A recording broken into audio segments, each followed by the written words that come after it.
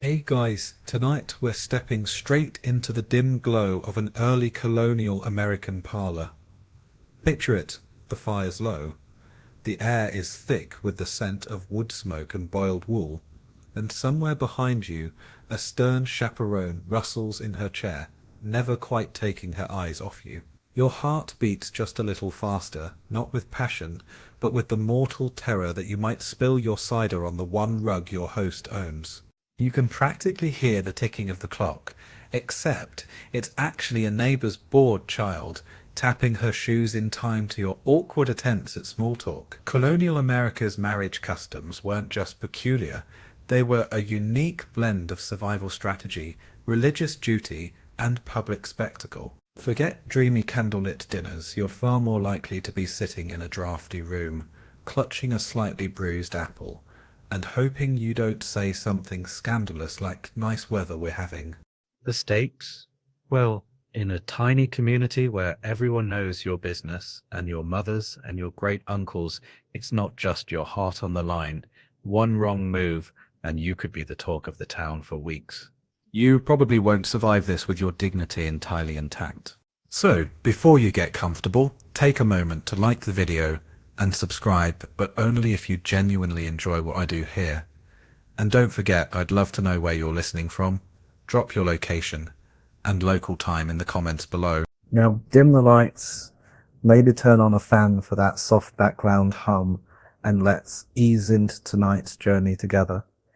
You trudge up the uneven plank steps to a neighbour's house, invited not just for supper, but for something far more nerve-wracking, a courtship visit.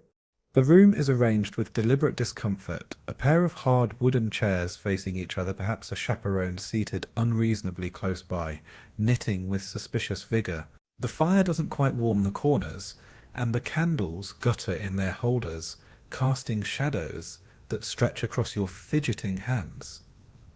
Colonial courting rituals aren't about sparks or moonlit walks. They're more like an exercise in not embarrassing yourself. You're expected to make polite conversation about crops, rainfall, or perhaps the merits of a sturdy ox, while giving away nothing that could be deemed too forward. If you're lucky, you'll get a laugh out of your intended, maybe when you both reach for the cider at the same time, fingers brushing with all the electricity of a wool blanket. Most likely your main concern is not sneezing at an inopportune moment and being remembered as that one with the ferocious sneeze. As you glance around, you notice that every movement is observed and catalogued. The chaperone knits a little faster whenever the conversation dips, and the family dog snores judgmentally at your feet. There's a strange comfort in the formality, though. After all, you're not expected to sweep anyone off their feet. In fact, if you did, you'd probably be banned from visiting ever again. Courtship is a communal event. Your feelings are important, sure, but only just after the opinions of the town elders, your parents, your intended parents, and maybe the postman. Historically, some colonial communities devised elaborate games and parlour amusements designed to give couples a chance to interact, though never too closely. Questions and commands might have you reciting poetry or answering riddles, all with the goal of proving wit and virtue, not charm or romance. Mainstream historians note these activities weren't just for fun. They serve to assess character, patience, and the all-important ability to endure endless awkward silences. Yet not every colony played by the same rules. In New England, the Puritans watched courtships like hawks. In the more relaxed middle colonies, you might get away with a supervised stroll outdoors, so long as you stayed in sight of a dozen windows. And over in the Dutch-influenced Hudson Valley, there are quirky tales of kissing games at barn raisings, but of course historians still argue whether these playful customs were truly widespread or just wishful thinking retold by bored old men with nothing better to gossip about. You can't help but notice the immense pressure. Marry well, and you bring honour and hopefully a couple of cows to your family misstep. And you risk being branded a spinster or a laughingstock. It's not just romance at stake, it's social survival. The tension runs deep. You might hear a neighbour mutter, "Remember what happened to the miller's girl last spring?" And suddenly your palms sweat. Let's not forget the most fringe detail, In some regions, parents would purposely schedule overlapping courtship visits for eligible young men. Picture yourself trying to impress your intended while another suitor sits across the room, both of you carefully ignoring each other as you discuss the virtues of crop rotation. It's like colonial speed dating, minus the anonymity, or speed. Tonight, you try your best to stay composed. Every gesture offering the best seat, refilling a cup, picking up a dropped handkerchief is weighed and occasionally misinterpreted. A dropped fork could launch a week of speculation. Are you clumsy? Or perhaps too nervous, which could be good, shows you care, or bad, suggests weak nerves unfit for harsh winters. But beneath all this orchestrated tension, there's an odd kind of intimacy. You catch a fleeting glance, a shy smile, maybe a shared eye roll at the chaperone's theatrics. This is courtship, colonial style, not fireworks but flickers, not whispered declarations, but whispered prayers that you'll survive another evening without committing a social catastrophe. As you shuffle out at the end of the night, you realize you've passed the first test. The door closes behind you, and the cold air feels like freedom. Will your next visit be less excruciating? Historians still argue whether people actually enjoyed these rituals, or simply endured them because really, what was the alternative? Life on the edge of civilization was no place to be choosy. But for now, you walk home, lantern swinging, heart oddly lighter. You've survived Paula. The cows are safe. Your dignity is mostly intact, and tomorrow the rumors will begin, because after all, in colonial America, everybody's business is everybody's business. You return home from your harrowing parlor visit, your head buzzing with every word you said and every fumble you made, only to learn that your next ordeal isn't a stroll, a supper, or a community dance. No, tonight's test comes in the form of a piece of furniture, the infamous bundling board. It's about as romantic as a splinter, and twice as awkward. In many colonial households, especially those rooted in New England's Puritan ways, young couples were sometimes allowed to court with a strange kind of privacy. Together, after dark, in the same bed, but separated by a wide wooden plank called a bundling board. If you've never heard of bundling, imagine lying fully clothed under a mound of scratchy wool blankets with the object of your affections, and a 2-inch thick slab of pine stretching the length of the bed between you. Privacy in this case is a relative concept. The family would be just downstairs, or in some cases in the very same room, pretending to ignore you while missing nothing. Your first impression of the board is that it's either a wildly creative device to foster conversation, or a direct challenge to your willpower. In reality, the bundling board was a practical solution to a practical. There were not enough rooms in colonial homes for true privacy, and the social pressure to marry quickly and to the right person was real. Allowing suitors to spend the night with a physical barrier was a compromise that let romance develop without theoretically endangering virtue. It's a system designed by people who trusted furniture more than hormones. Of course, nothing about this arrangement feels normal. You and your would-be partner, bundled like 2 squirmy loaves of bread, whisper through the night. The wood feels cold and slightly damp against your elbow, and you're painfully aware of every sound, from the creak of the bed to the muted giggles of younger siblings eavesdropping through the wall.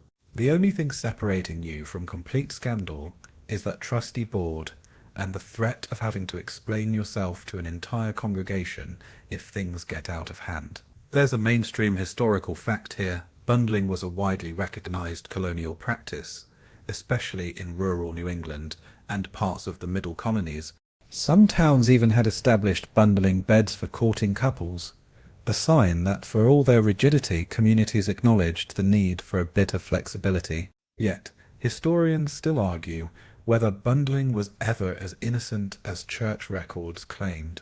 Diaries and court documents hint at a much livelier scene where boards occasionally slipped and the occasional baby arrived suspiciously soon after a wedding. Still, for every story of boundary pushing, there are others of genuine connection. In the absence of cell phones, candlelit bundling hours were an opportunity for conversation, sometimes awkward, sometimes earnest, without the pressure of a watching crowd. Here you learn about your potential partner's favorite song, their hopes for the future, and whether they snore. Bundling wasn't always about rigid boards. In some communities, especially among the Pennsylvania Dutch and other immigrant groups, bundling bags were used. Basically an oversized sleeping bag sewn to keep two people warm, but securely separated. The frayed edges of this custom reveal how marriage rituals adapted to climate, culture, and available resources. Imagine the challenge of conducting a first date in a sleeping bag, while your would-be in-laws debate the weather just beyond the curtain. A favorite quirky tidbit, there were bundling bags with ingenious knots and fastenings, requiring the couple to untangle themselves, only with considerable teamwork. Nothing says compatibility like collaborating to escape woolen confinement before dawn.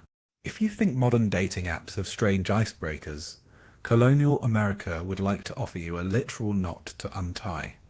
It's easy to imagine how these customs might have played out differently depending on your family's status. A prominent family might host their children's suitors in the parlour, no bundling required, public enough to guarantee good behaviour. Meanwhile, a struggling farmer's family pressed for space and heat, leaned on tradition and planks to create safe intimacy. As you settle into your scratchy side of the bed, the sheer absurdity of the situation hits you.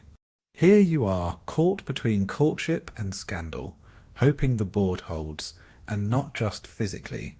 Every night spent bundling, every whispered hope or shy giggle becomes part of a larger story. Community memory is long, and stories about that winter the board broke live on for generations, occasionally trotted out to embarrass a new crop of hopeful suitors.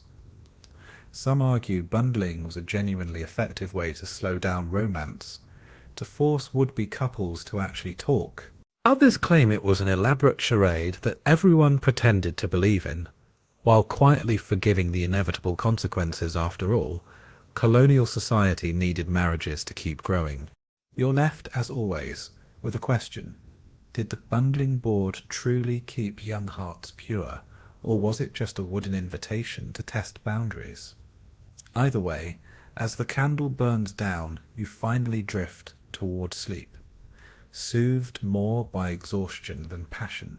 Bundling isn't quite what you expected, but you survived it. No scandal yet, no injuries unless you count splinters, and one more strange story stitched into the quilt of colonial courtship. The sun rises, casting pale light over the frost-dusted rooftops of your sleepy colonial village. Today you learn that marriage isn't always a matter of two people standing side by side at the altar, looking into each other's eyes. Sometimes you're married before you ever meet, or while you're oceans apart. Welcome to the odd world of marriage by proxy. Imagine waking up to find out you've been betrothed to someone who is currently 3,000 miles away, likely sporting an entirely different haircut and possibly a much better sense of humour. In early colonial America, this wasn't just an occasional oddity, it was a practical if peculiar solution to life on the edge of the known world. When distance, dangerous seas, or political drama kept couples apart, the next best thing was a stand-in. Picture yourself standing in a small wooden church surrounded by fidgeting witnesses and one very nervous prop. This poor soul may be your cousin, a loyal friend, or the unlucky neighbour who owed your father a favour, stands before the minister in your stead, reciting vows and exchanging symbolic tokens. All the while, you're hundreds or even thousands of miles away, maybe pacing a candlelit bedroom in London, or watching the Atlantic crash against Plymouth rocky shore. The proxy isn't just a placeholder. Legally they stand in for you, hand over ring, and even promise to be true on your behalf. The awkwardness of the situation is almost unimaginable. If the stand-in trips over the vows, or forgets your betrothed's name, does it count? Historians still argue whether such ceremonies were always legally binding, or if they sometimes created endless confusion. Did two stand-ins ever end up accidentally married to each other? If you ask the town gossips, probably. This tradition had deep roots in European law, where royal and noble families often used marriage by proxy to cement alliances, move property, and, very occasionally, spark scandals. In colonial America, it was often about practicality. Atlantic crossings could take months or even years, and for many, waiting simply wasn't an option. The colonies needed stability, property needed inheriting, and sometimes any marriage was preferable to none. After all, who has time for romance when you're also battling smallpox, crop failure, and the constant threat of a bear eating your chickens? Here's a mainstream fact. Marriage by proxy did happen, though it was far more common among the well-to-do or those with property at stake. Letters would crisscross the ocean, arranging details, confirming intentions, and sometimes including carefully described likenesses of the absent bride or groom, because nothing says "I love you" like a poorly drawn portrait and a sternly worded letter from your future in-laws. On the quirky side, some communities developed elaborate rituals to make these proxy ceremonies less dreary. In one recorded case, the stand-in for a missing bride actually wore a makeshift veil and, for good measure, borrowed the bride's slippers. It's hard to say who was more nervous, the stand-in, the real groom, or the bride listening from afar, knowing her fate rested on a stranger's ability to not faint. For families with fewer resources, a proxy marriage was a gamble. You might not even see your new spouse until a year or two later, when a creaky ship finally made it to port. Imagine the tension when you recognize each other. Will the marriage hold up to the realities of colonial life, or did your stand-in oversell your charm and knitting skills? Some couples thrived, while others unraveled spectacularly at the first sign of hardship. It's the original blind date, but with a lot more legal paperwork and no chance of ghosting anyone. One fringe tidbit that rarely makes the history books: occasionally both the bride and groom were absent, and two proxies conducted the entire ceremony on their behalf. Local legend has it that, in one Massachusetts town, the proxies enjoyed the wedding feast so much they became a couple themselves. Whether or not that's true, it certainly added spice to an otherwise dry occasion. Of course, marriage by proxy was not without controversy. Religious authorities sometimes balked, worried that these unions might circumvent moral codes or lead to future disputes. Historians still debate whether communities truly accepted these arrangements, or just tolerated them out of necessity. Would you trust your cousin to make the right vows for you?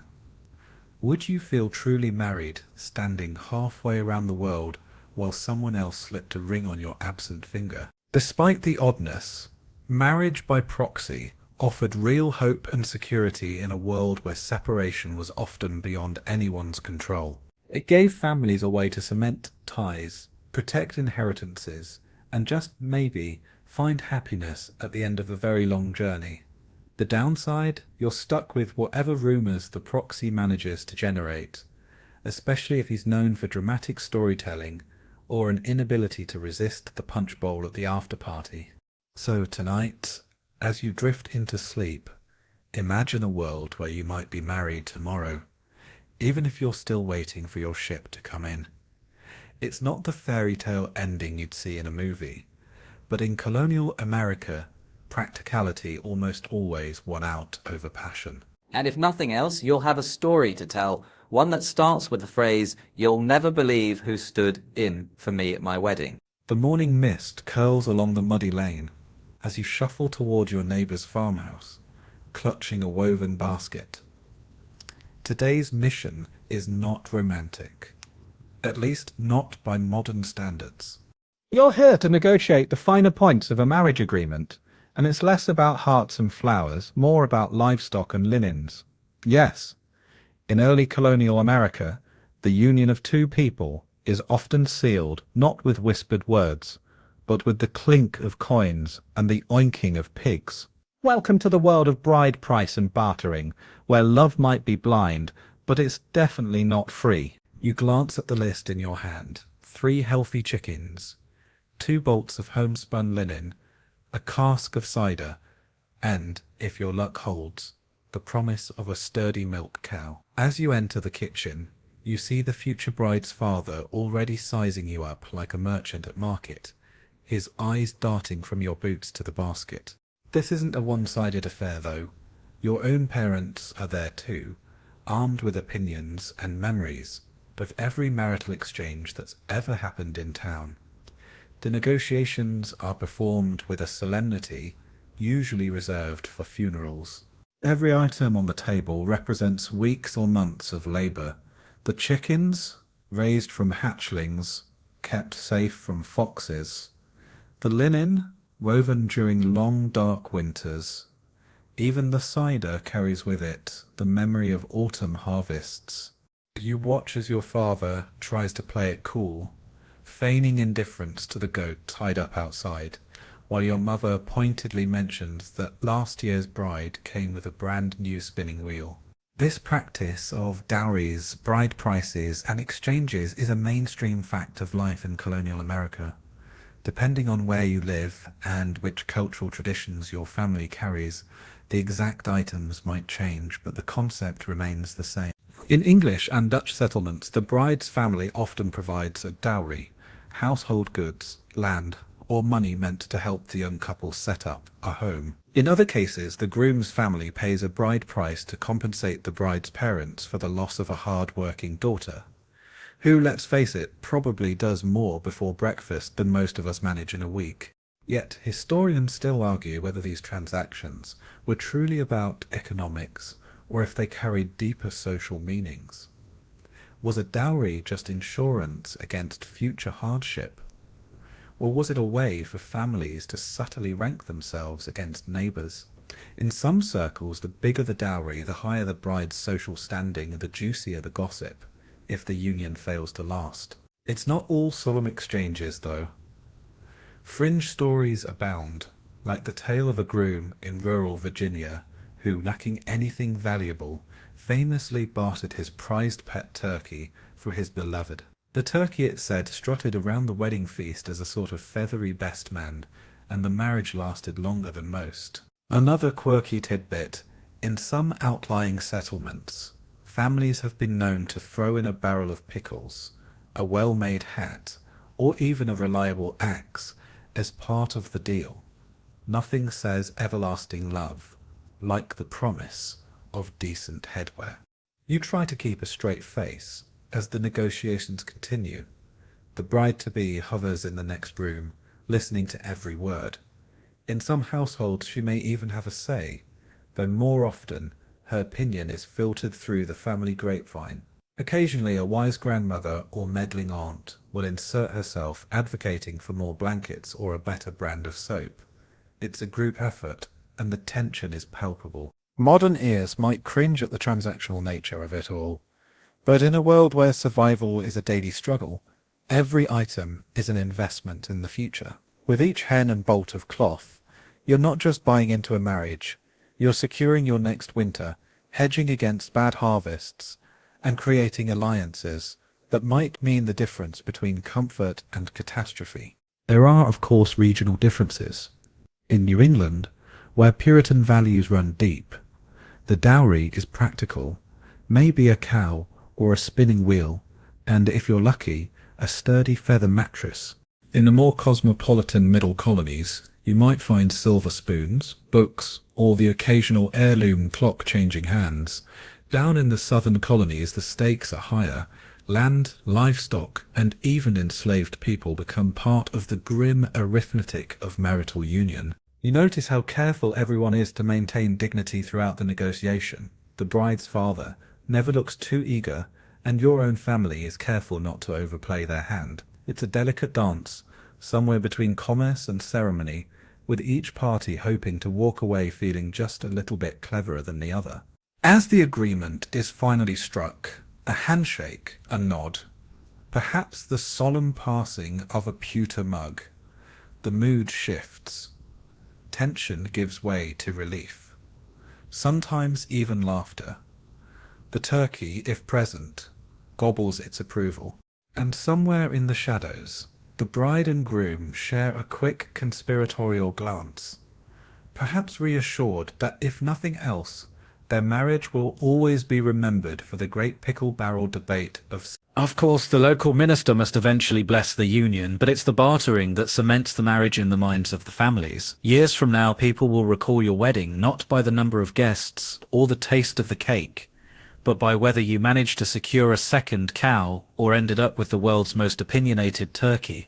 As you walk home, clutching a slightly lopsided basket, minus a few chickens, but plus a signed marriage contract, you realize that colonial marriage isn't so much about happily ever after as it is about mutual survival and a bit of healthy haggling. In a world where you can literally marry for pickles, you learn to take your victories where you find them.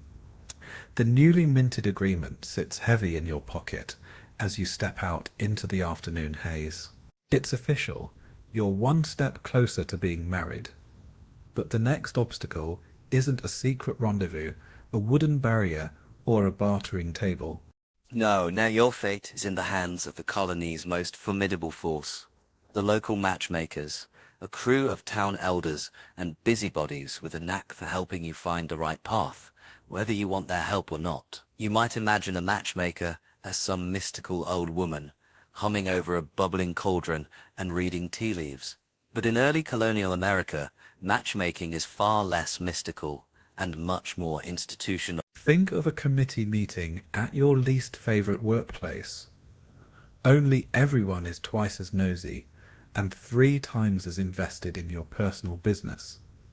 The Puritans, those stalwart defenders of virtue and good order, prized community stability above individual romance. Love might grow after marriage, but order must come first. You find yourself summoned, perhaps by a sharp rap on your door, or a note slipped into your hands at church. The matchmakers are ready to discuss your prospects. Your family is already there, seated rigidly on the hard benches. On the other side of the room sit your potential in-laws, all equally uncomfortable. The elders 3, sometimes 5, survey you with the piercing gaze of people who have memorized every infraction since you were in swaddling clothes. The conversation is direct. They want to know if you own land, how many cows you milk, what skills you bring to the marriage. Can you read? Can you split logs without embarrassing yourself? One kindly elder leans forward and asks, "Have you any vices, child?" You try to hide your love of cider and your tendency to nap during sermons, offering only a sheepish shrug.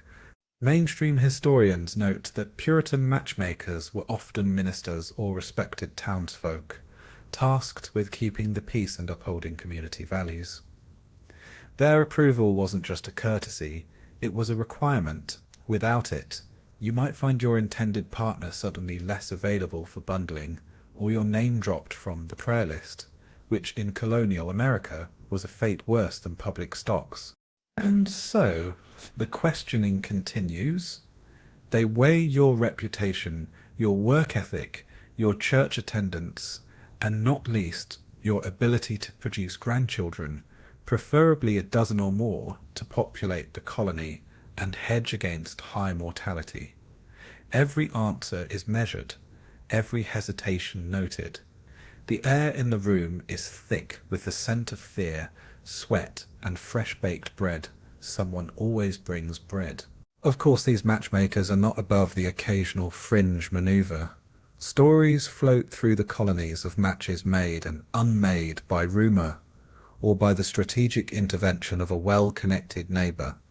There's the tale of old Miss Finley who tried to pair his daughter with every eligible bachelor in 3 counties, only to see her elope with the town blacksmith. Then there's the legend of a matchmaker who orchestrated a triple wedding to maximize the efficiency of her meddling. Was it love, or just a way to save on church candles? Historians still argue whether matchmakers wielded real power, or whether their authority only worked when it suited the more rebellious members of the community. You sit through the grilling, keeping your answers polite and vague.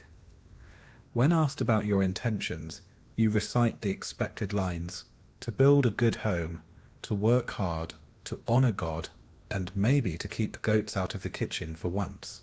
One matchmaker gives you a slow nod, clearly remembering the unfortunate cheese incident last spring. Occasionally, a matchmaker will offer unsolicited advice. Marry for piety, not for pretty, they might say, glancing pointedly at your new hat. A sturdy wife is worth 2 dandy husbands. Another will chime in, adjusting her own formidable bonnet. You nod and smile, careful not to show your teeth too much. Exuberant displays of joy are considered unseemly. After the meeting, your family gathers to discuss the verdicts. Approval means wedding plans can finally proceed, pending the next 3 layers of scrutiny, of course. This approval means a long winter of suspicious glances at church and whispered prayers that the matchmakers will take pity on you next season. You might think all this scrutiny would dampen the mood, but there's a peculiar comfort in it too. At least you know what's expected, and if you manage to please the elders, you'll have a lifetime's worth of allies on your side. Plus, if the marriage ever goes awry, you'll have an entire council of people who can say, well, we warned you about his goats. On your way home, you pass neighbours whispering in doorways, and children giggling behind fences. You're already the talk of the town, your fate dissected over stews and at spinning wheels. It's exhausting and a little bit thrilling. You try to remember if you've ever slighted any of the matchmakers, just in case you need to apologize with a fresh loaf or a jar of apple butter. In the end, colonial matchmaking is less about romance than about ensuring the colony survives another season, and if love happens to blossom along the way, so much the better. You sigh, grateful. The ordeal is over, at least for now. The elders have spoken. The bread is gone. And you still have both your hat and your dignity. Word spreads fast in a colonial village. Before you've had time to polish your shoes or comb the dust out of your hair, it seems everyone already knows you've passed the gauntlet of the matchmakers. But before you can rest easy, you must face yet another rite, the public announcement and bans. Think of it as social media oversharing, colonial edition. Except, instead of a humble brag on your timeline, it's your business being shouted from a pulpit. Sunday morning arrives with the usual flutter of anticipation and dread. The entire community gathers at the meeting house, women in stiff bonnets, men in their best, often only coats, and a gaggle of children already whispering about who might trip on the church steps. You slide into your pew, hands sweaty, as the minister begins the service with a voice as steady as the old wooden beams above you. Then, just as your mind drifts toward thoughts of lunch, your name rings out loud and clear. Let it be known, the minister proclaims, that John Smith and Mary Brown seek to be joined in holy matrimony. If any here know cause why they may not lawfully wed, let them speak now, or forever hold their peace. Your ears burn. Every face turns, some with curiosity, others with envy, and a few with the unmistakable gleam of a neighbour desperate to share a half-remembered tale from your childhood. The first reading of the bans is just that, the first. This process repeats for 3 consecutive Sundays. Each time, your name hangs in the air, giving anyone with an objection, however outlandish, a chance to raise their hand. You might think your skeletons are safely locked away, but colonial society is positively built for digging up old bones. This practice isn't a colonial quirk, but a mainstream fact imported from English law, designed to prevent bigamy, underage marriages, or unions that might violate church or civil rules. And serve as both warning and invitation. If someone objects, things can get complicated. Maybe a rival suitor steps forward, or a long-lost cousin emerges with news of a pre-existing engagement made back in England, sometimes real, sometimes entirely fabricated. It's not all high drama, though. Sometimes objections are downright ridiculous. There's the story of a man who tried to halt a wedding by claiming the bride once stole his favorite pie recipe. Historians still argue whether public bans genuinely protected communities from scandal or just gave busybodies a legitimate reason to air old grievances. Of course, there are fringe alternatives. In some smaller, less formal communities, especially among Quakers or in remote settlements, bans might be replaced by a simple posting on the meeting house door, or even an announcement at the local mill. If you're truly unlucky, your bans might coincide with the annual sheep shearing, ensuring your impending marriage is the talk of every bleating mouth in town. You sit through it all, week after week, listening to whispered commentary and trying to keep your expression neutral. The suspense grows with each repetition. You scan the congregation, searching for that one person who might object, maybe the neighbor whose fence you accidentally knocked down, or the childhood friend who once lost a game of marbles to you and never quite recovered. Once the third reading passes without incident, relief washes over you. You can almost hear a collective sigh from your family who dreaded the revival of that unfortunate sledding accident, and from your intended who perhaps feared an ex would show up with a long memory and a louder voice. Then there are the quiet, comedic moments. The youngest children, blissfully unaware of the social stakes, stage whispered bets on who's next. The oldest ladies in the congregation nod approvingly, already speculating about the wedding feast. And somewhere near the back, a bored farmhand quietly falls asleep, snoring through the final prayer. Once the banns are complete, you're nearly there. The community's blessing, reluctant or not, has been secured. Now the wedding can proceed, and the gossip can finally shift from speculation to celebration. Historians debate the true power of these announcements. Did they genuinely prevent trouble, or just delay it? Did they provide transparency, or just more opportunities for drama? Colonial life, as ever, is a delicate dance between tradition and personal ambition. You leave the meeting house under the weight of many eyes, but your step is a little lighter. The finish line is in sight, though you know more rituals, more scrutiny, and perhaps a few more jokes at your expense still lie ahead. For now, you made it through the social gauntlet. Your name called, your secret safe, your path to the altar clear, until next Sunday, of course, when your name will ring out again, just in case anyone missed it the first time. Now that the bans have been read, the entire village knows your intentions. Even the geese seem to honk in recognition as you pass. But in colonial America, the winding path to marriage isn't always so straightforward, especially if you're a woman. The fate of spinsters, widows, and those who hope for second chances is tangled up in community tradition, social expectations, and the unpredictable hand of fortune. As you walk down the rutted lane, you catch a glimpse of Miss Abigail Turner, whose reputation for sharp wit and stubborn independence is legendary. Abigail is what the village kindly calls a spinster, an unmarried woman of a certain age. The word carries a heavy load, whispering that she's missed her chance, though most spinsters would likely argue they've dodged a bullet. In truth, the colonies need every able hand, and unmarried women often become the backbone of community life, running shops, teaching children, or helping birth half the town's babies. Still, the whispers persist. The phrase old maid hovers in the air, tossed around by those who think marriage is the only prize worth chasing. Yet for all the pressure, there's a peculiar freedom. Spinsters might not have a household of their own, but they escape the tyranny of a drunken husband, or the drudgery of endless childbearing. Some amass property, especially if they inherit from family, and wield real economic power. Others become famous for their independence.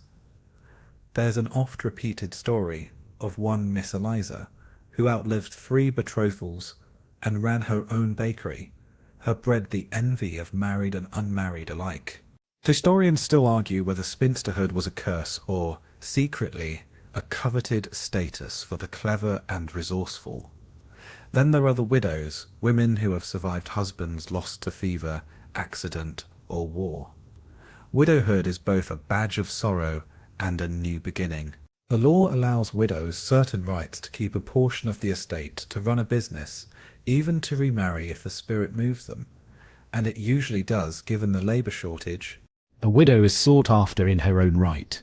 She's proven, resilient, and, perhaps most importantly, she often brings property or valuable skills to a new match.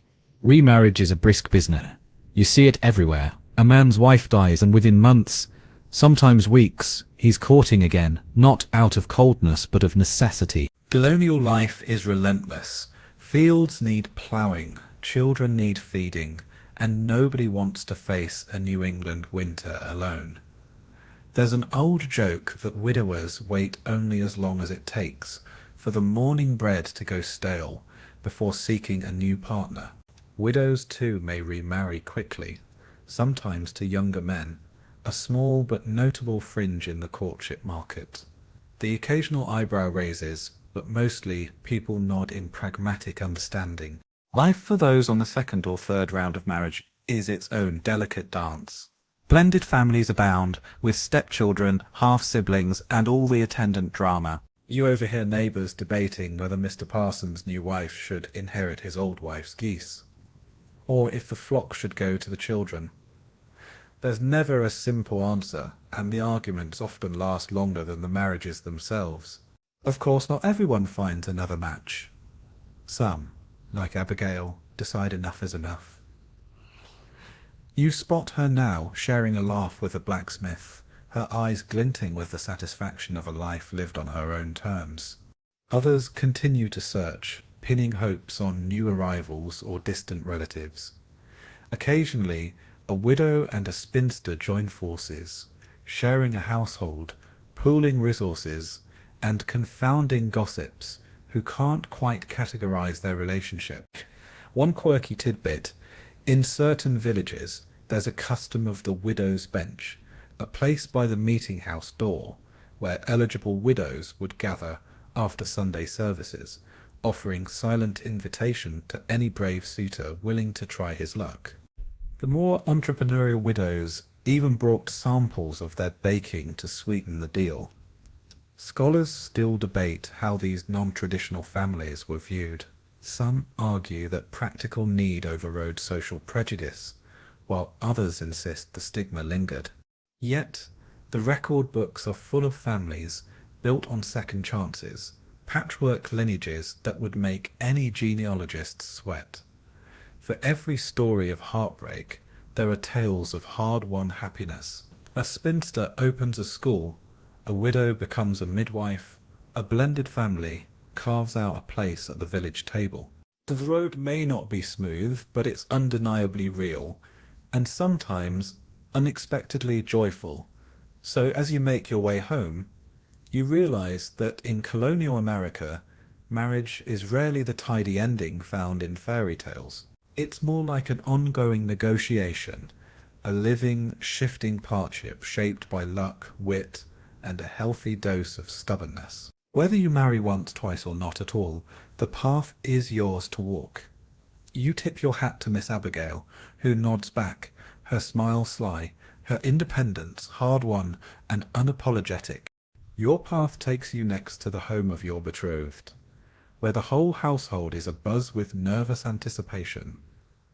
Today is not the wedding, but rather the delicate and often comical ritual of preparing the wedding attire. Forget about gleaming white dresses or matching tuxedos. Colonial wedding fashion is all about making do, borrowing, and sometimes wearing the most unexpected colours. If you ever wondered what it's like to get married in your Sunday best, when your best is also your only, you're about to find out. You step into the bedroom, which is little more than a curtain-draped alcove. Laid out on the bed is a black woolen dress. Yes, black, not white. In colonial America, white dresses are as rare as indoor plumbing. Black is practical. It hides stains, can be worn to funerals and church, and stands up to the rigours of daily life. The dress, freshly brushed and maybe a little short at the ankles, has likely been worn by every woman in the family for generations. Your future spouse is already fussing with a borrowed coat, one size too big, sleeves threatening to swallow the hands whole. If you're lucky or wealthy, there might be new shoes, but more likely you're wearing boots with an extra patch stitched on for the occasion. The main rule: look presentable enough that no one starts a rumour about your family's declining fortunes. You catch a glimpse of your reflection in a small wavy mirror and try to look hopeful, despite the fact that you resemble someone preparing for a particularly sombre harvest festival. The entire family pitches in. Your soon-to-be mother-in-law inspects the stitching, clucks her tongue, and reinforces a hem with thread spun from last winter's wool. The younger sibling darts in and out of the room, occasionally trying on your hat, or attempting to help by sitting on the best pair of gloves. Your own family sends over a brooch or ribbon, sometimes the only bit of finery in the whole outfit. You pin it to your dress, or lapel, a silent signal that, at least today, you are the centre of attention. Mainstream historians note that colonial wedding attire was less about fashion and more about practicality. The goal was to wear your sturdiest, most respectable clothing, not to dazzle anyone with elegance. Borrowing garments was common, especially for men, who might share coats, hats, or even shoes with friends and relatives. Sometimes a new bride or groom wore a family heirloom, a lace collar from England, a beaded pouch from a Dutch ancestor, or a homespun shawl dyed with local plants. And yet, amid all this frugality, there's a quirky side to colonial wedding fashion. In certain villages, it's customary for the bride to wear a garish red petticoat beneath her sober black dress, a secret pop of colour and rebellion. Some grooms would add a sprig of wild rosemary to their hatbands, for luck, or carry a lucky button in their pockets, a tradition imported from across the Atlantic, where the luck was apparently in short supply. Then there are the creative solutions to missing accessories. No shoes? Wrap your feet in clean linen and hope for dry weather. No gloves?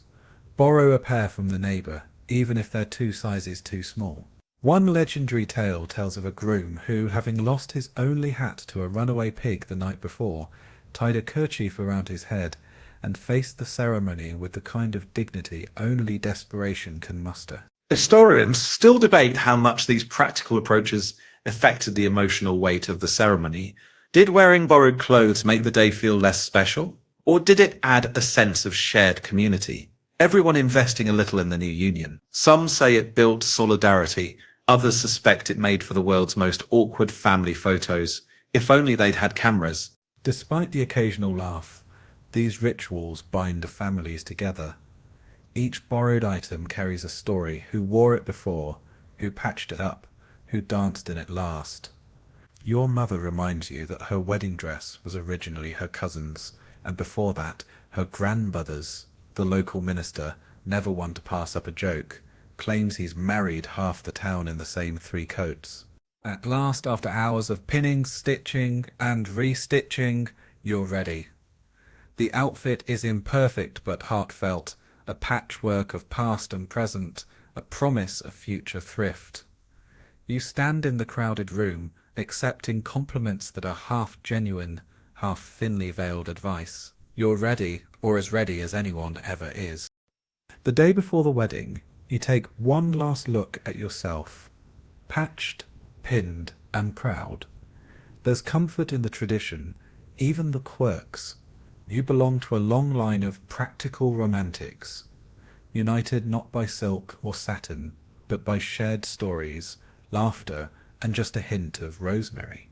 As dawn creeps through the cracks in the shutters, the household stirs with a nervous energy that smells faintly of yeast and roasted onions. Today is the wedding feast, and you quickly discover that colonial celebrations are less about opulent banquets and more about creative resourcefulness. In the cramped kitchen, pots bubble and smoke drifts toward the rafters. This is not a grand affair with white tablecloths and dancing chandeliers here. The menu is dictated by whatever survived the last frost, whatever the neighbours could spare, and whatever the family goat hasn't eaten yet. The central attraction is the wedding cake, but temper your expectations, there is no fluffy frosted masterpiece in sight. Colonial wedding cakes are dense, hearty affairs, usually more bread than dessert. Picture a hefty slab of spiced fruit cake, sweetened with a careful ration of molasses or honey studded with nuts, dried apples, and maybe a few currants if someone's feeling generous. The outer crust is tough enough to withstand a wagon journey and just chewy enough to test the mettle of anyone with false teeth. You join the bride and groom as they move down a line of mismatched tables, greeting guests who've gathered from neighbouring farms, distant hamlets, and sometimes even from over the next ridge. There's laughter, clapping, and a flurry of well wishes, but the real star is the food, such as it is. Bowls of hearty stew make the rounds, each spoonful a gamble. Is that venison, or just a particularly gamey squirrel? Bread is torn, not sliced, and slathered with butter churned the night before. Everyone pretends not to notice the slightly smoky taste. Blame the youngest child who got too close to the oven. Mainstream historians agree that colonial wedding feasts were community affairs, shaped by the season and the local bounty. Guests often contributed to the meal, bringing their own dishes, pickled beans, smoked fish, maybe a pie that's half burnt, but full of pride. It's a potluck before the word existed, a test of hospitality and culinary improvisation. You don't get to be picky, you get to be grateful, and you get to be full. The cake, when it finally arrives, is paraded around the room with mock solemnity. Children reach for crumbs. Elders make pointed jokes about how many years this one will keep. And there's always that one relative who insists on sneaking a piece into their pocket for later. Perhaps for good luck, perhaps because it's safer there than on the plate. Superstition holds that if an unmarried guest sleeps with a piece of wedding cake under their pillow, they'll dream of their future spouse. Historians still argue whether this ever worked, or if it was simply an excuse to smuggle extra dessert out of the house. Quirky traditions abound. In some corners of the colonies, guests toss grains of wheat over the couple, meant to ensure fertility and prosperity, or maybe just to make a mess for the chickens to clean up afterward. In Dutch communities, it's customary to serve Early Colonial, the ancestor of the modern donut, while in French Huguenot settlements there might be almond tarts laced with just enough brandy to encourage a daring toast. One legendary tale tells of a feast where the main dish was a roasted raccoon, presented with a bow on its tail and a note wishing many years of cunning and resourcefulness. The celebration is as much about endurance as enjoyment. There are games, sometimes raucous, sometimes so gentle they threaten to lull you back to sleep. Blindfolded sack races across the muddy yard, impromptu fiddle contests, and the infamous who can carry the heaviest sack of flour challenge. It's a blend of honest labour and half-hearted revelry. Sometimes even the goats are recruited for entertainment, tied with ribbons and made to judge a pie contest with impressive seriousness. Food is shared, jokes are exchanged, and by the end of the feast, the boundary between family and guest blurs. You find yourself talking to a stranger about the merits of cider versus ale, or helping an elderly neighbour to a seat near the fire. It's loud, a little chaotic, and deeply comforting in its disorder. You notice that, in all the bustle, someone has slipped a small lopsided piece of cake into your coat pocket. Consider it an unofficial badge of honour. As the last pot is scraped and the youngest children nod off on benches, you realise the feast is not just a meal, it's a living promise of community, a chaotic but heartfelt welcome into the tangled web of colonial kinship. Even if the bread is burnt and the cake is tough, you belong, and tonight that is the sweetest part of all. The evening hush settles over the house, but your ordeal is far from finished. In a ritual unique to the time and place, you now face the peculiar, and let's be honest, deeply mortifying communal wedding night customs of colonial America. This is no gentle fade to black.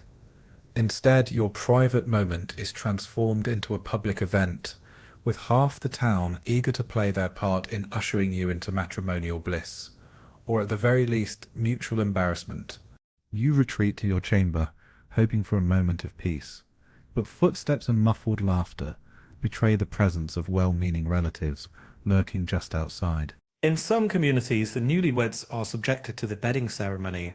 Here's how it works. Family and friends crowd the hallway, jostling for the best vantage point. At a signal, often the minister's blessing or a cheeky rhyme recited by a younger sibling, the crowd erupts, following the couple into the bedroom with the reverence of a parade and the subtlety of a barnyard stampede. You are led to the bed, cheeks burning, as your mother-in-law fluffs the pillows and your best friend winks with exaggerated encouragement. There is laughter, sometimes a poorly tuned fiddle, and always a few bawdy jokes whispered by uncles, who clearly relish this annual opportunity. Someone throws a handful of grain over the quilt for luck. If you're especially unlucky, a toddler might leap onto the mattress at the last second, only to be whisked away to squeals of mock scandal. This, believe it or not, is a mainstream historical fact. The bedding ceremony, or putting to bed, was practiced across much of early colonial America, carried over from English, Scottish, and Dutch traditions. The stated purpose was to witness the legitimacy of the marriage. No shenanigans, no doubts about future offspring. Practically, it was as much about laughter and spectacle as about enforcing custom. Historians still argue whether these rituals were strictly adhered to, or if couples sometimes bribed their friends to make it quick and get out, so they could have a few precious moments of privacy. There are, of course, variations and fringe details. In some communities, the ceremony is more symbolic. Maybe a handful of neighbors pop in with a cup of cider, mutter a few blessings, and retreat. In others, the process drags on with elaborate games and songs designed to draw out the awkwardness.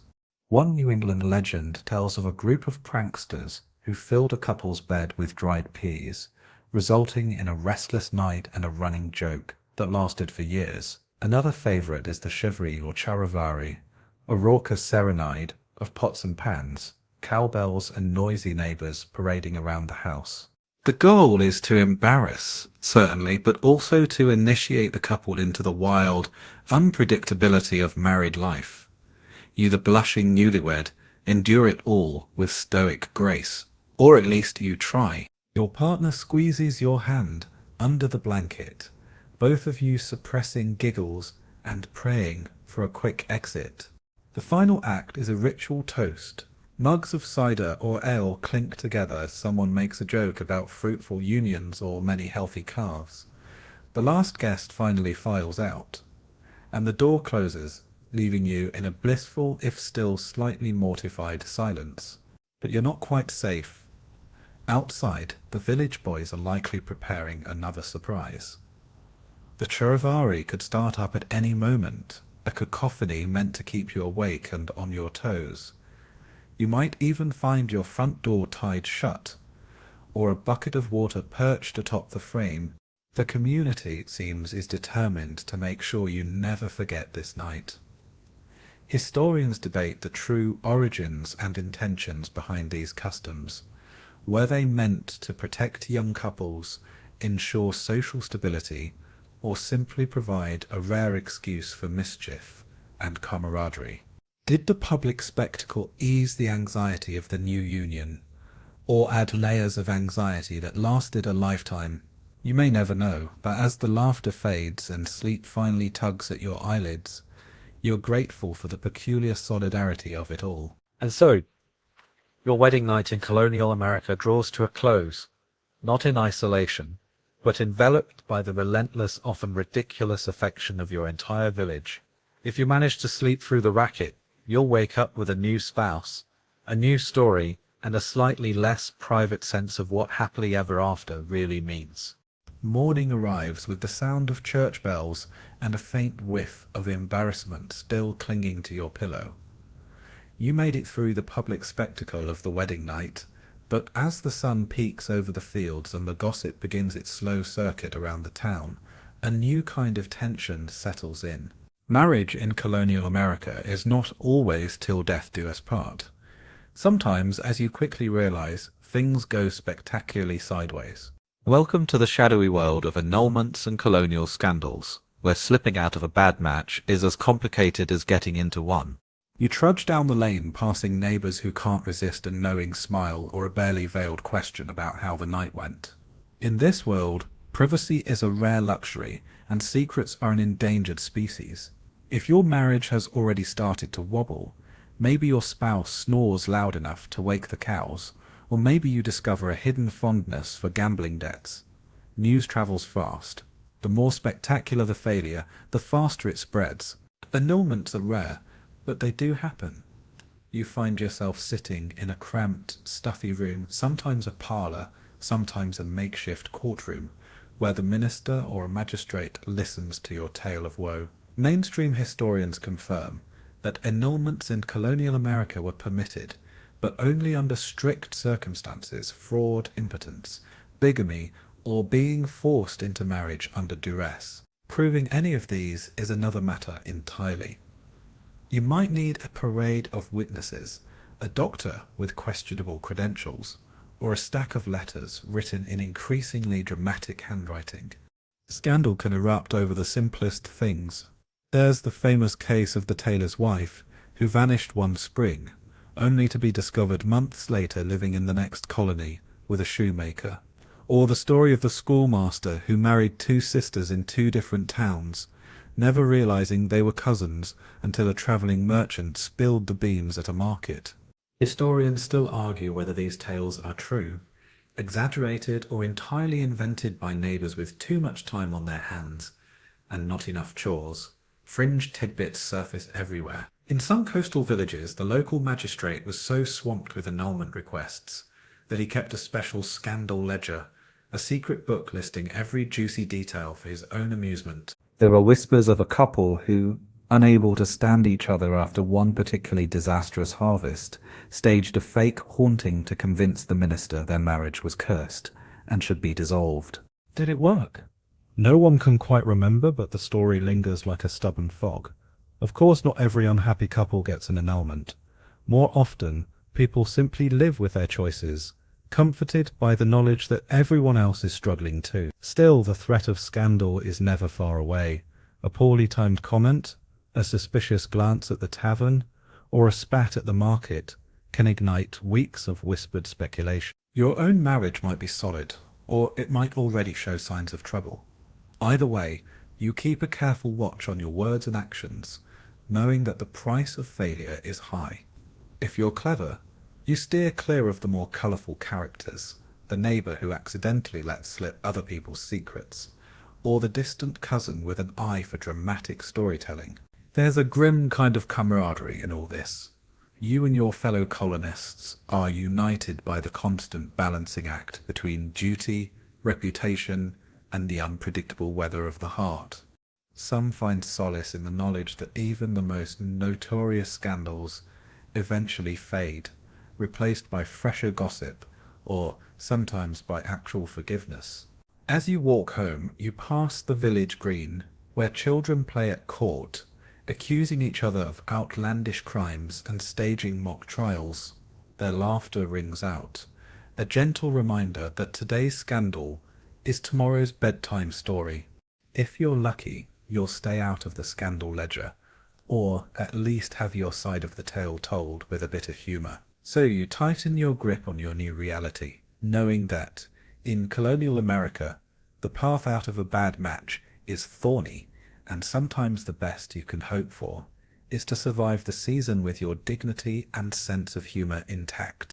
After all, love might be fleeting, but a good story, especially one involving runaway brides, twin grooms, and the odd haunted barn, can last for generations. A few weeks into your new life, you find yourself at the kitchen table, quill in hand, staring at a family Bible the size of a small suitcase. The wedding is over, the gossip has mostly faded, and your greatest challenge now is figuring out how to record your marriage so no one ever questions it. In colonial America, keeping track of who married whom is almost an art form, a blend of paperwork, oral tradition, and whatever the local parson remembered after a pint or two. Mainstream historians agree that official records in colonial times were a chaotic patchwork. The most reliable document in your house might be the family Bible, its margins crammed with looping names, hasty dates, and the occasional ink blot from a nervous hand. The Bible isn't just a holy book, it's the closest thing you have to an identity card, a passport, and a marriage license rolled into one. The ritual of inscribing your wedding date, your spouse's full name, and maybe even a little flourish for good measure, is a point of pride and a not-so-subtle reminder to future generations that, yes, you were here and you did things by the book. It's not just Bibles, though. Some communities keep loose records in the back of church ledgers, or the minister's own handwritten notebook if you can read his scroll, which is debatable. The law says you should register your marriage with the local authorities, but what actually happens is as varied as the colonies themselves. Some towns are diligent, with a clerk who can recite every wedding for the last decade. Others, less so. In these places, family memory, rumour, and a neighbour's say-so carry more weight than any signature. A quirky fringe tradition exists in certain Dutch and German communities, where decorative marriage certificates, colourful, calligraphed, and splattered with bright ink, are displayed on the wall for all to see. Not only does this serve as proof, but it's also a conversation starter. Guests marvel at the artistry, ask about the origins, and sometimes spot a familiar name tucked in among the flowery borders. If you can't afford fancy paper, a bit of birch bark or even the back of a receipt will do in a pinch. Necessity breeds creativity. Still, the act of recording isn't just about vanity or even legality. Historians still argue whether these written records truly kept families honest, or if they mostly soothed anxious grandmothers, worried about the legitimacy of future grandchildren. The truth is, colonial life is unpredictable. Fires sweep through towns, floods wash away homes, and papers, no matter how carefully stored, are lost to time, mice, and the occasional toddler's grubby hands. You take the task seriously, feeling the weight of all those names before yours. Each entry tells a story. The year of the big blizzard, when 3 couples married in the same week, just to spite the cold. The time the parson's ink froze mid-vow, and the rest was recorded later by memory and the mercy of God. Some lines are crossed out, names half erased, the result of an annulment or a hurried remarriage. A faded note in the margin reads, "Married by proxy, witnessed by all, and believed by some." A sly nod to the community's ongoing debates. There's a comfort in this ritual, as imperfect as it is. You imagine your great-grandchildren flipping through these pages by candlelight, tracing your name with a curious finger, and wondering what kind of person you were. You add a little embellishment, a flourish under your spouse's name, a small drawing of a rooster for luck, a cryptic inside joke no one but the two of you will ever understand. At times the recording of marriages and births and deaths becomes a social event. The minister visits, tea is served, and the best pen is brought out for the occasion. Children gather to watch the official moment, vying for a spot close enough to see their name written into history.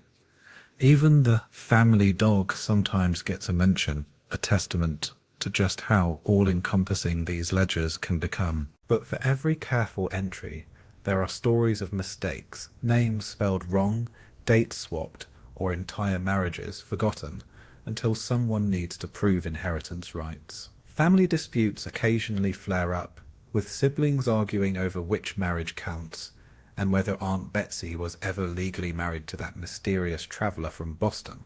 In a society where oral tradition and written record overlap, Truth can be a slippery thing. You close the Bible and tuck it back into its place of honor, the ink still drying on your newest memory. For all its quirks and flaws, this act anchors you to the sprawling tapestry of colonial life, a little less fragile, a little more real. If tomorrow brings questions, disputes, or even scandal, you have your name in black and white. For now, that's enough. Not long after recording your union in the family Bible, you come face to face with another reality of colonial marriage. The law's long shadow. You may think your partnership is safe now, but in early America, legal restrictions are woven into the very fabric of matrimony. Who you can marry and who you absolutely cannot isn't always up to you or your family.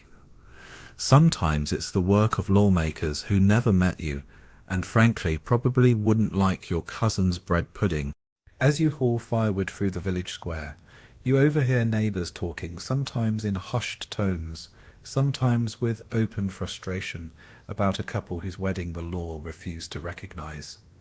It's not so rare. Colonial marriage law is a patchwork quilt stitched together from English common law, Dutch ordinances, Puritan codes, and whatever local officials decide on market day. What's allowed in one settlement might be strictly forbidden in the next. Mainstream historical fact: laws governing marriage in colonial America cover everything from minimum age requirements to bans on marrying outside your faith, social class, or most strictly race. In New England, Puritan leaders enforced strict codes prohibiting marriages between English settlers and indigenous people, or enslaved Africans, fearing the confusion of blood and the loss of religious or social control.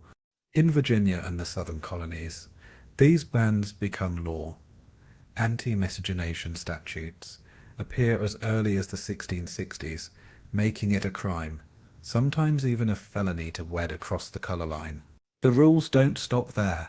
In some colonies, marrying your deceased spouse's sibling is a scandalous grey area.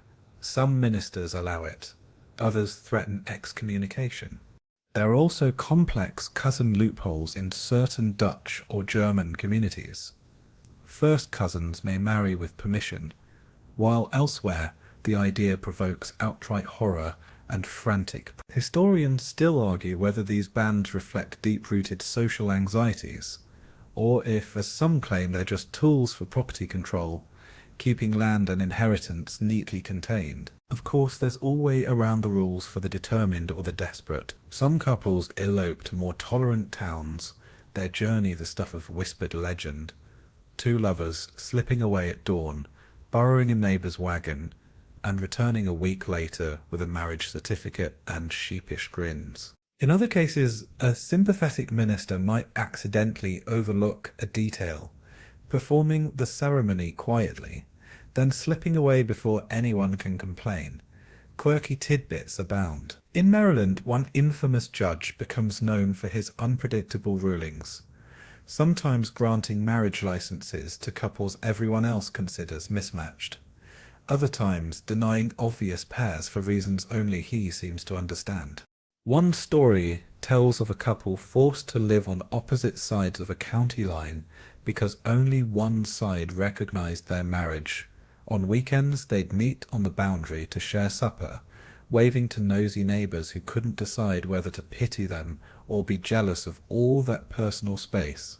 For some, the law is a shield, a means of protecting family honor, ensuring that inheritances stay in the right hands, or upholding religious beliefs. For others, it's a wall that must be climbed, skirted, or broken through. The tension between custom and law fuels endless debates at church, in the tavern, at every fireside where old grievances simmer. Even the local minister occasionally throws up his hands, declaring, "If love were so easily managed, we'd all sleep better." You hear whispers of couples forced apart, of families torn by the question of right and wrong. Some neighbors quietly support the rebels. Others clutch their Bibles and sigh over the decline of standards. Your own marriage may fall safely within the lines, or maybe you're forever one family squabble, or surprise cousin away from public outrage, the law in colonial America is less a fixed fence than a shifting, rattling gate. Sometimes it swings open for the bold. Sometimes it slams shut, no matter how hard you plead. You learn to tread carefully, to keep an ear out for new edicts, and to be grateful if your union escapes legal scrutiny altogether. As you stack your firewood and glance over at the meeting house, you realize that in this new world, love and law are uneasy bedfellows. The rules change, but the longing for connection and the inventiveness of those determined to find it remains constant. You give your spouse's hand a reassuring squeeze, both of you grateful that, at least for now, the law is on your side. You've settled into the rhythm of married life, but soon another, more complicated story drifts through the village. A marriage that crosses not just fences, but cultures. In colonial America, cross-cultural marriages aren't just rare, they're often fraught with challenge, suspicion, and curiosity from every corner of the settlement. But every so often, necessity, alliance, or a stubborn heart brings two people from different worlds together. Imagine yourself at the edge of the forest, the sun filtering through the trees, when you meet someone whose language, clothing, and customs differ from yours in almost every way. Maybe it's an English settler and a member of a local Wampanoag tribe, or a German newcomer and a French Huguenot seeking refuge. For some, marriage becomes a bridge, a chance to forge alliances, secure trade, or simply defy expectations.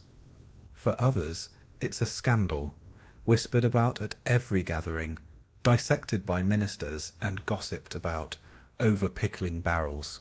Mainstream historical fact. Cross-cultural marriages did happen, though they were seldom easy. Some colonial governments encouraged such unions, especially between fur traders and native women, hoping to cement alliances or stabilize fragile settlements. French and Dutch traders in particular often married indigenous women, weaving together kinship networks that helped families thrive in the fur trade's wild borderlands. Children of these unions sometimes grew up with two names, two languages, and the unique ability to move between worlds. Yet these marriages were rarely accepted without suspicion.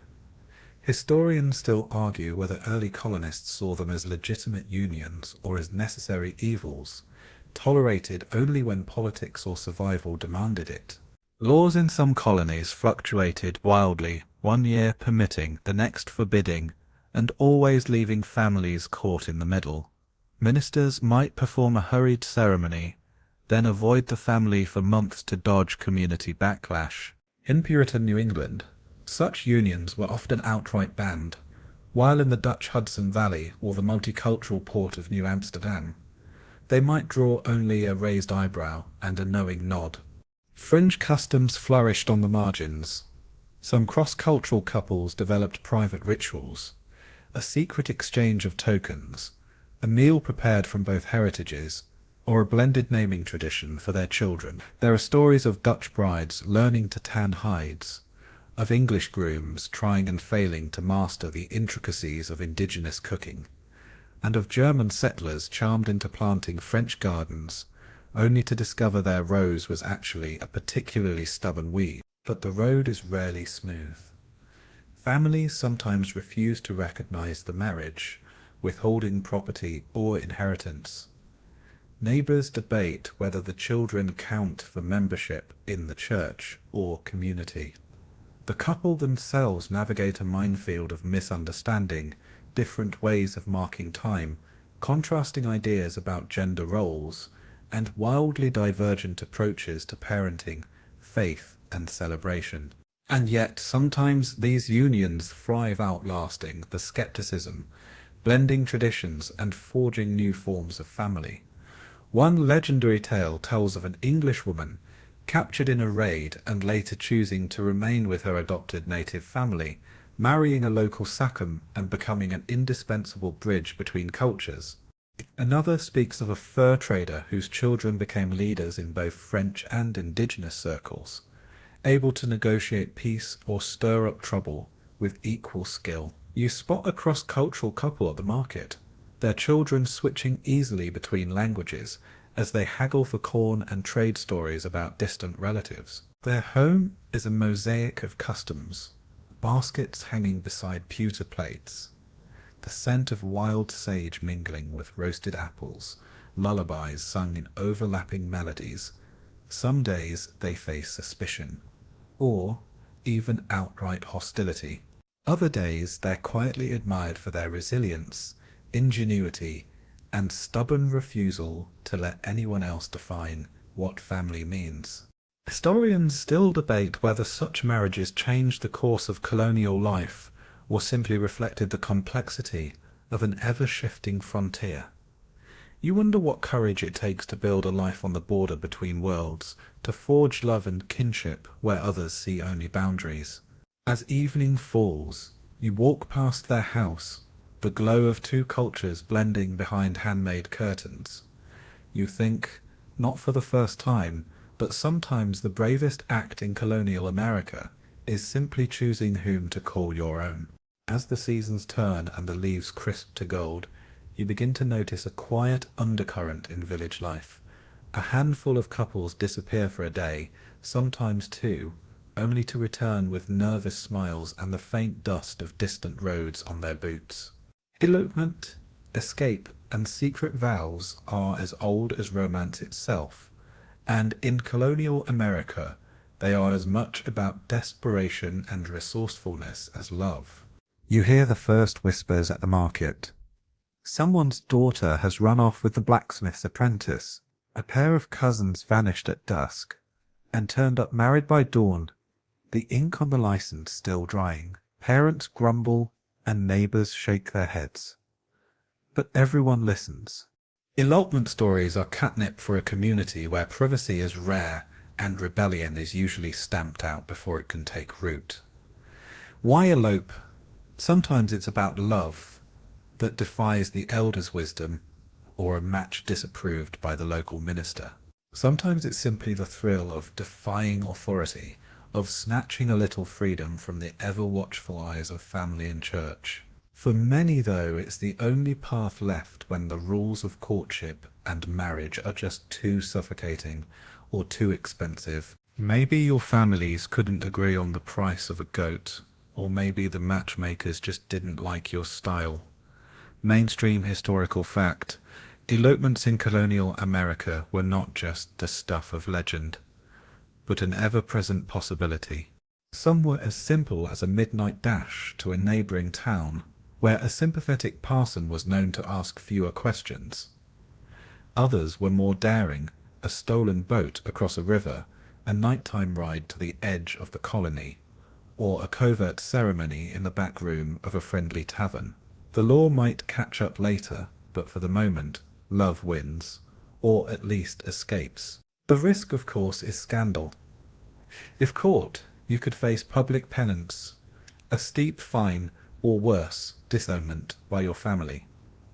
In some communities, the church demanded weeks of repentance for couples who married outside proper channels. In others, the whole affair might be quietly forgiven after the arrival of a first grandchild, or the need for extra help at harvest.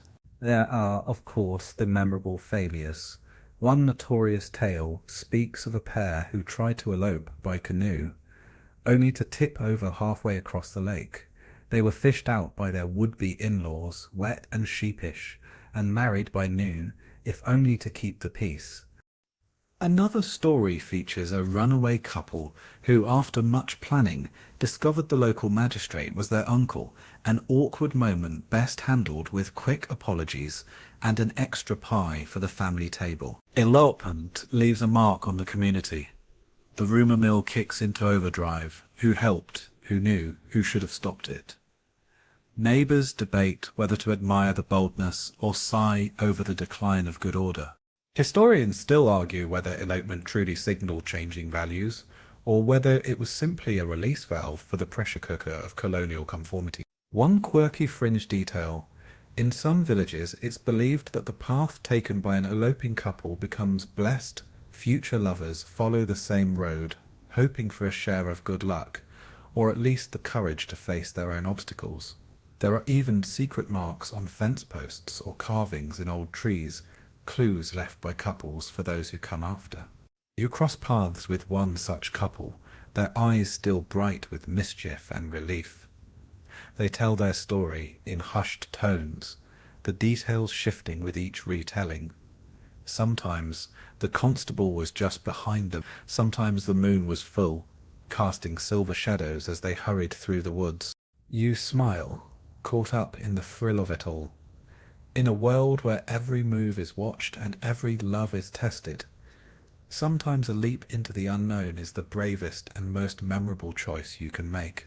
As the village settles down for the night, you find yourself glancing toward the edge of the woods, wondering who might slip away before dawn, whether for love, for freedom, or for the sheer joy of thumbing one's nose at authority. Secret vows and elopements remind everyone that sometimes the heart will not be ruled. After the thrills and whispers of secret vows, daily life in the colonies resumes its relentless pace. Marriage, you quickly realize, is far less about candlelit moments and much more about hard work, backbreaking, relentless, and rarely glamorous. In colonial America, marriage is not a love story spun by poets, but a survival pact written in calloused hands and shared burdens. You wake early, already listening for your partner's footsteps, and begin the endless rhythm of home life. Your morning starts with chores, fetching water from the well, feeding chickens, mending last year's shirts, or splitting logs for the hearth. There is comfort in the routine. Even as you learn your partner's quirks and silent signals, the quick sigh that means the goat got into the beans again, the small smile that rewards a well-swept floor. Mainstream historical fact. In the colonies, couples worked side by side to carve a living out of an unforgiving landscape. Survival, not sentiment, was the true glue of most marriages. Food must be grown, gathered, preserved. Storms and illness can wipe out a season's work, so both husband and wife must know how to plant, plough, chop, churn, sow and bake. Even children are pressed into service as soon as they can walk and carry a bucket. Everyone's labour counts. Those idyllic images of domestic bliss, they exist, but only after the fields are weeded and the bread is baked.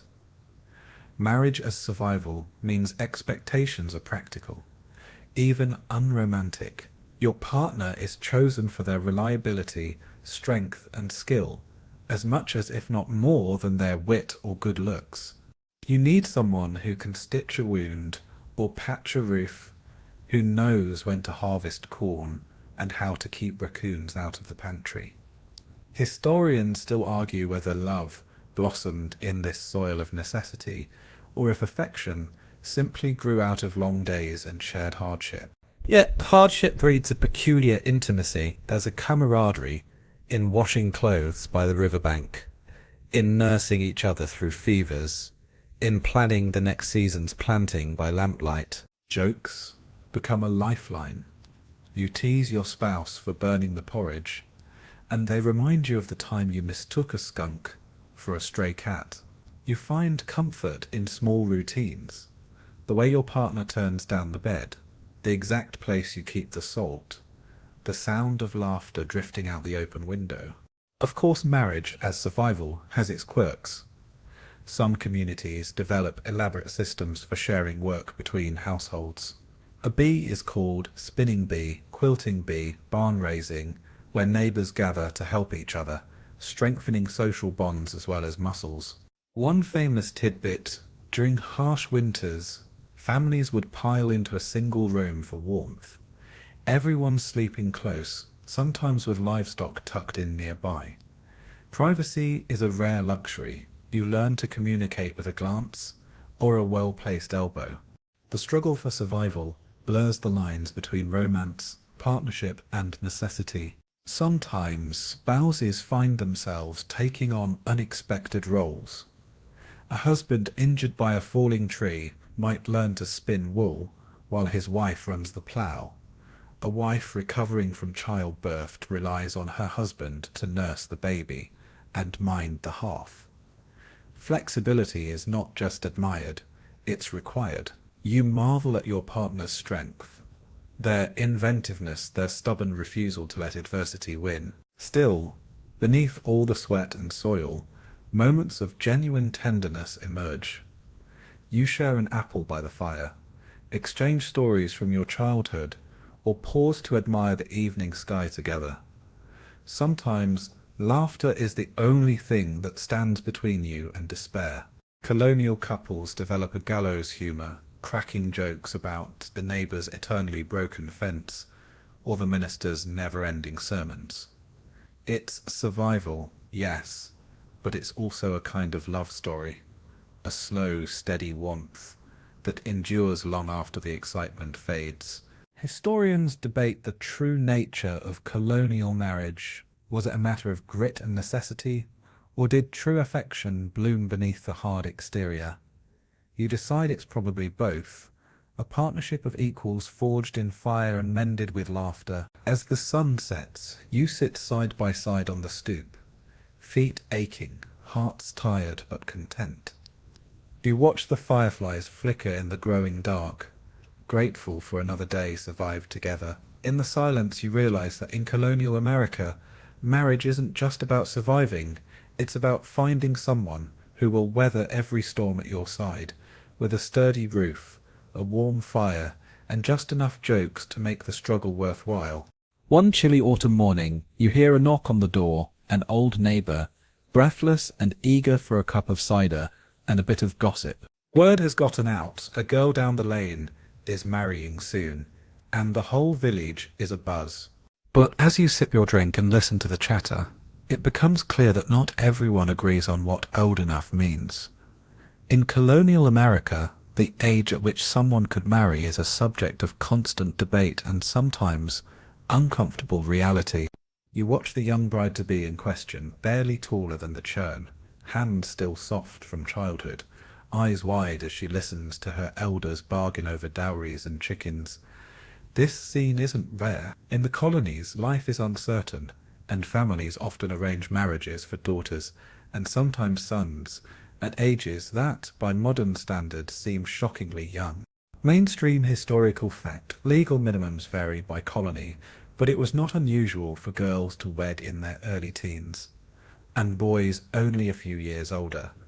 The logic was brutally practical: more hands to work the farm, more years to bear children, and the hope that starting early might help families endure whatever calamity the next season brings. Neighbors grumble that if she can carry a bucket and keep the hearth, she's old enough. Others argue, often in hushed tones, that the practice is unfair or even cruel, especially when it comes to the emotional toll. Historians still argue whether these early marriages were as commonplace as the records suggest, or if a handful of dramatic cases shaped popular imagination. Laws existed, but enforcement was spotty, and exceptions seemed to sprout up as quickly as spring weeds. Of course, age is not always the deciding factor. Sometimes it's about strength.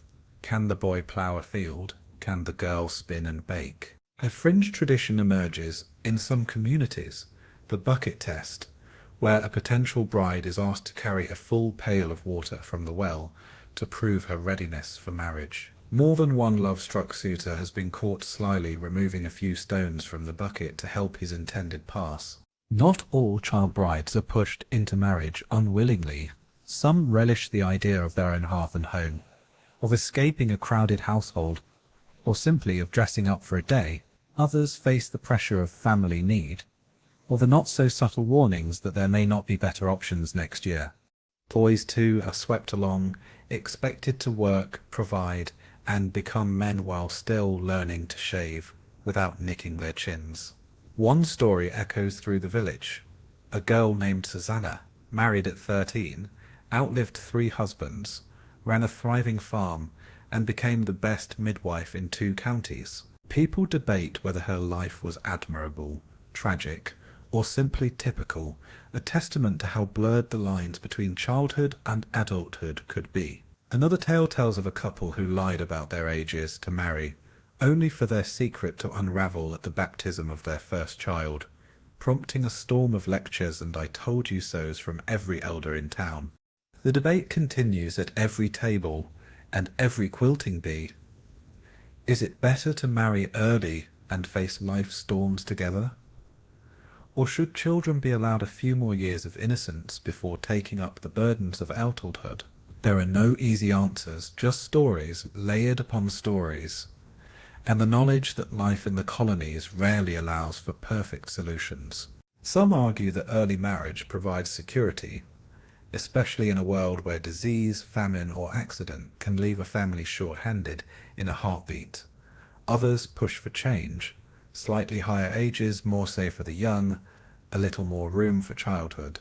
Every family, it seems, strikes its own uneasy balance. You watch the young bride-to-be for a moment longer, her face a mix of hope and anxiety, and wonder what path her life will take.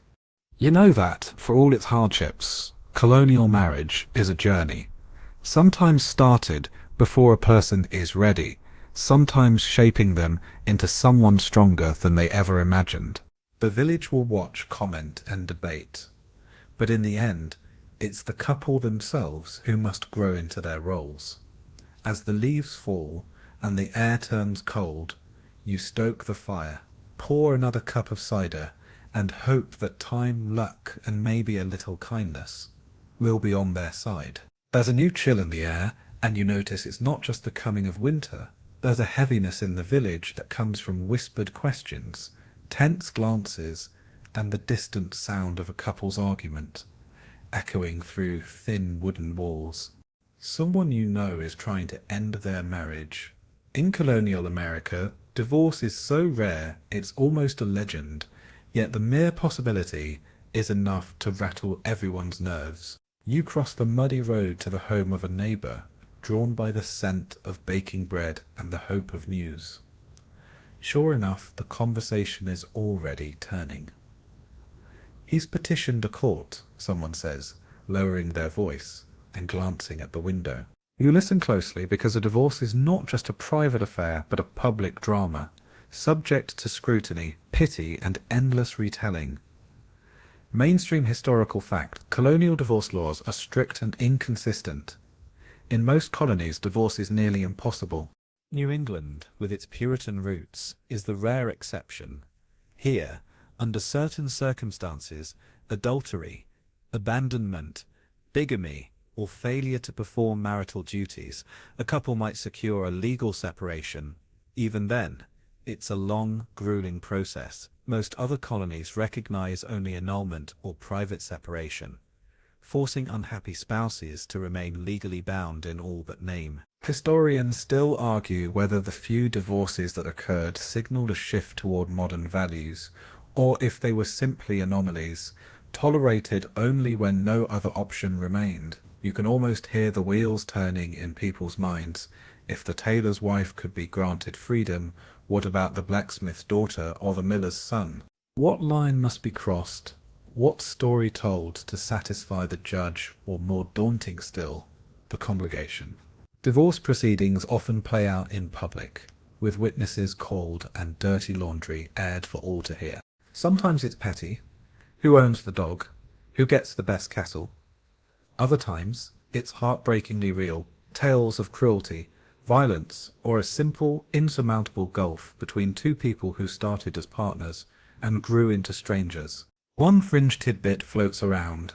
In some towns, couples desperate to split would trade spouses in a makeshift, unofficial ceremony, swapping partners at a public market and declaring new unions in front of bemused onlookers. Though rare and strictly illegal, such events became the stuff of local legend, retold with a mix of scandal and admiration for the audacity involved. Most often, though, unhappy couples simply make do. They split their lives as best they can. Separate bedrooms, parallel routines, icy silences broken only by the necessities of survival. Occasionally, a partner disappears to a distant town, never to be seen again, an unspoken agreement that life will go on, just not together. But for those who brave the legal route, the process is draining. You must gather evidence, convince authorities, and sometimes endure the humiliation of public penance before you're finally free. You watch as the couple at the heart of the current drama pass each other in the lane, eyes averted, faces set. The village can't help but watch, everyone secretly relieved. It's not their turn under the microscope. The minister preaches patience and forgiveness. The judge, if he's feeling generous, may offer a stern warning and a final chance for reconciliation before granting a decree. For children caught in the middle, the confusion is palpable. Who do they live with? Who explains the sudden absence at the dinner table? Neighbors debate endlessly. Is divorce the mark of a failing society, or a small act of courage in a world where endurance is prized above all else? Historians still puzzle over these rare divorces. Were they signs of growing individual rights, or just proof that even the strictest rules can bend under enough pressure? The answer is as murky as the autumn fog that rolls in from the fields. As the sun sets, you hear a door slam, followed by the hesitant notes of a lullaby from the house next door. Life continues, fractured but moving forward, as it always does in the colonies. You close your shutters against the cold, grateful for your own fragile peace, and wonder how many stories, whispered or shouted, are hidden behind the tidy facades of the village. For now, divorce remains the exception, not the rule, a desperate gamble in a world that expects you to endure. But sometimes that gamble pays off, and two people find a measure of freedom, even if the price is public discomfort and a place in local legend. Time weaves onward, and as you trudge past the crooked fences and smoke-laced rooftops, you notice that few families look quite like the portraits your grandmother described. Remarriage and blended families have become their own living tradition. In colonial America, a patchwork quilt stitched from grief, necessity, and the odd stroke of luck. In a world where life is fragile and unpredictable, the end of one marriage is often just the beginning of another. It starts more often than not with loss. A fever sweeps through in spring, a fall from a ladder, a raid, or simply the slow, inevitable fading of a loved one in winter's chill. Grief sits heavy on the home, but the fields wait for no one, and mouths still need feeding. Within weeks, sometimes days, a new courtship blooms, less out of romance than the unrelenting math of survival. Two households, battered but still standing, merge to form a single unit with just enough strength to see another season. Mainstream historical fact, remarriage is remarkably common in the colonies, particularly among widows and widowers with children, where modern romance is often slow and tentative. Colonial courtship after loss is brisk, pragmatic, and rarely sentimental. A man may lose his wife and find a new bride before the fields turn green again. A widow, left with children and livestock, might remarry at the urging of neighbors, the church, or even her own children. Blended families, where stepchildren, half-siblings, and new spouses share cramped quarters, are less the exception than the rule. At first, the adjustments are awkward. A new wife teaches her stepchildren to spin, bake, or mind the geese. A new husband tries to win over wary eyes by fixing fences or mending shoes. Sometimes the transition is smooth, and laughter returns quickly to the hearth. Other times it's a slow, uneven thaw, small resentments, whispered prayers for patience, and the quiet fear that this new arrangement won't take root. There are plenty of quirky details to soften the strain. One tradition in certain towns is the welcome supper, where the whole community brings food to help the newly blended family settle in. Pies, smoked fish, extra quilts, and inevitably, stories about who burned the bread or lost the cow last year. Another tidbit, children sometimes form fast alliances across new step-sibling lines, sharing jokes and secrets, or banding together in protest when chores are handed out by the newcomer. Occasionally, a step-parent or half-sibling earns a nickname that sticks for generations, Old Goose, Patch, or Candle, depending on their quirks and skills.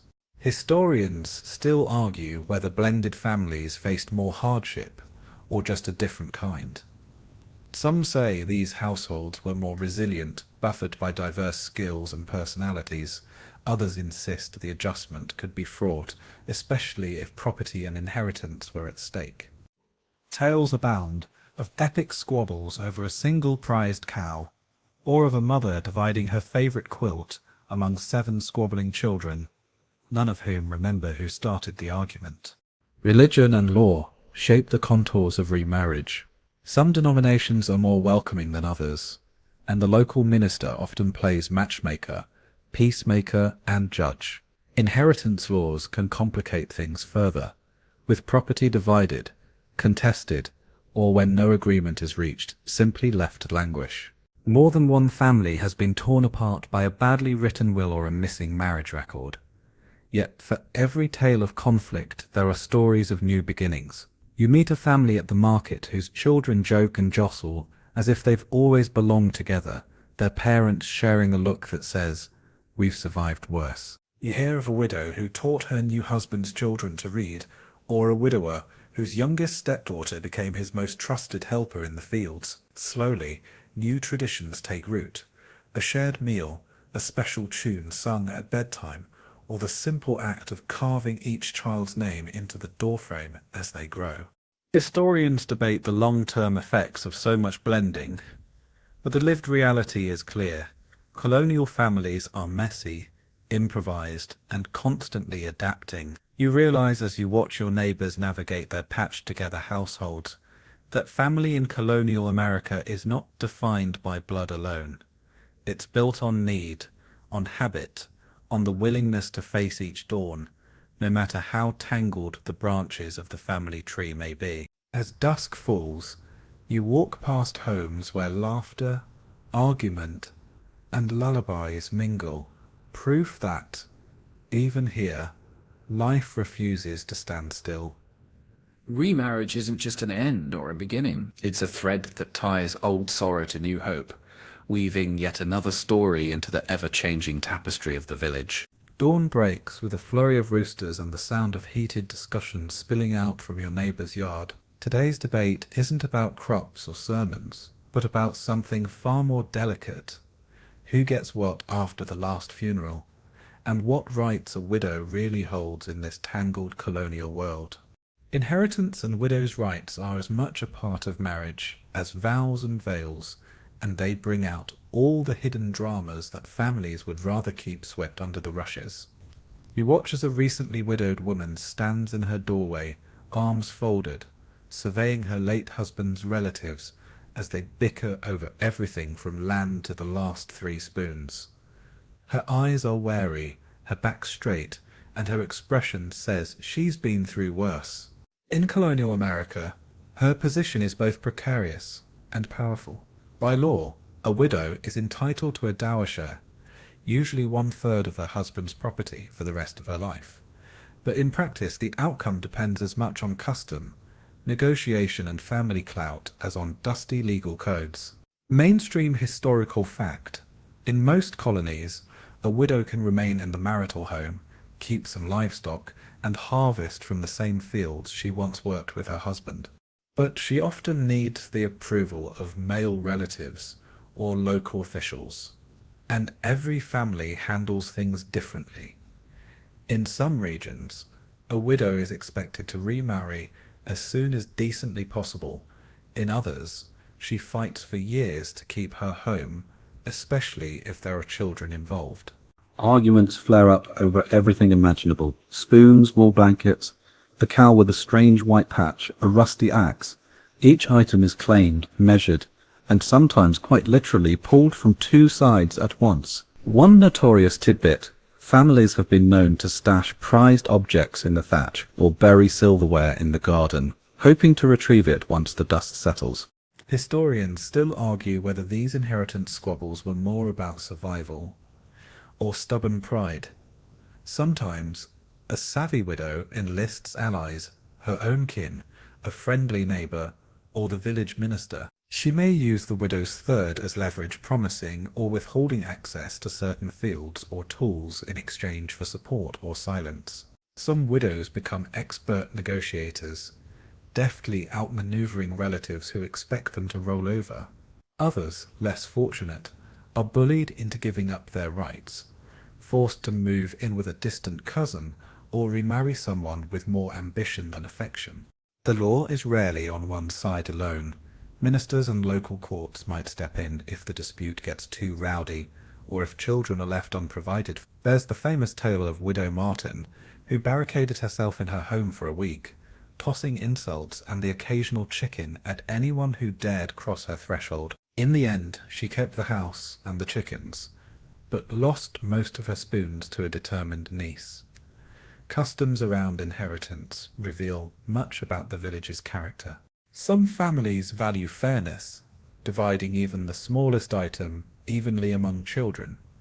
Others favour the eldest son, who inherits the bulk and promises, sometimes falsely, to look after everyone else. Stepchildren and blended families add layers of complexity, with arguments over which marriage counts for inheritance, or whether that stepdaughter is entitled to a single cow or just her mother's old shawl. The wider community rarely stays silent. Gossip becomes a form of currency. Stories of generosity or greed, of clever negotiation or humiliating defeat, are traded over fences and at church. Historians debate whether inheritance rules truly protected widows or merely shifted burdens from one set of shoulders to another. One peculiar tradition stands out. In some towns, a widow's claim is announced publicly, with neighbours gathering to witness her enter the barn or home and touch the items she's entitled to keep. Woe betide anyone who tries to snatch something after that village memory is long, and grudges are longer still. As you watch the widow stand her ground, you see that her real inheritance may not be a cow or a patch of earth, but the knowledge that she can endure, bargain, and sometimes win. In colonial America, every marriage ends with a reckoning, and every widow writes her own chapter, sometimes with a spoon, sometimes with a stubborn heart, always with a fierce determination not to be forgotten. The sun glints off the steeple as you walk toward the heart of the village, where the local parson's house stands tall and slightly askew. If marriage in colonial America is a drama, then the minister, or parson as he's called, plays a starring role. His power extends far beyond the pulpit. He's judge, counsellor, gatekeeper, and when the moment calls for it, comic relief. The fate of your union can hinge on his mood, his memory, and even his taste in pie. You find the parson in his study, surrounded by stacks of sermons, legal books, and half-finished letters.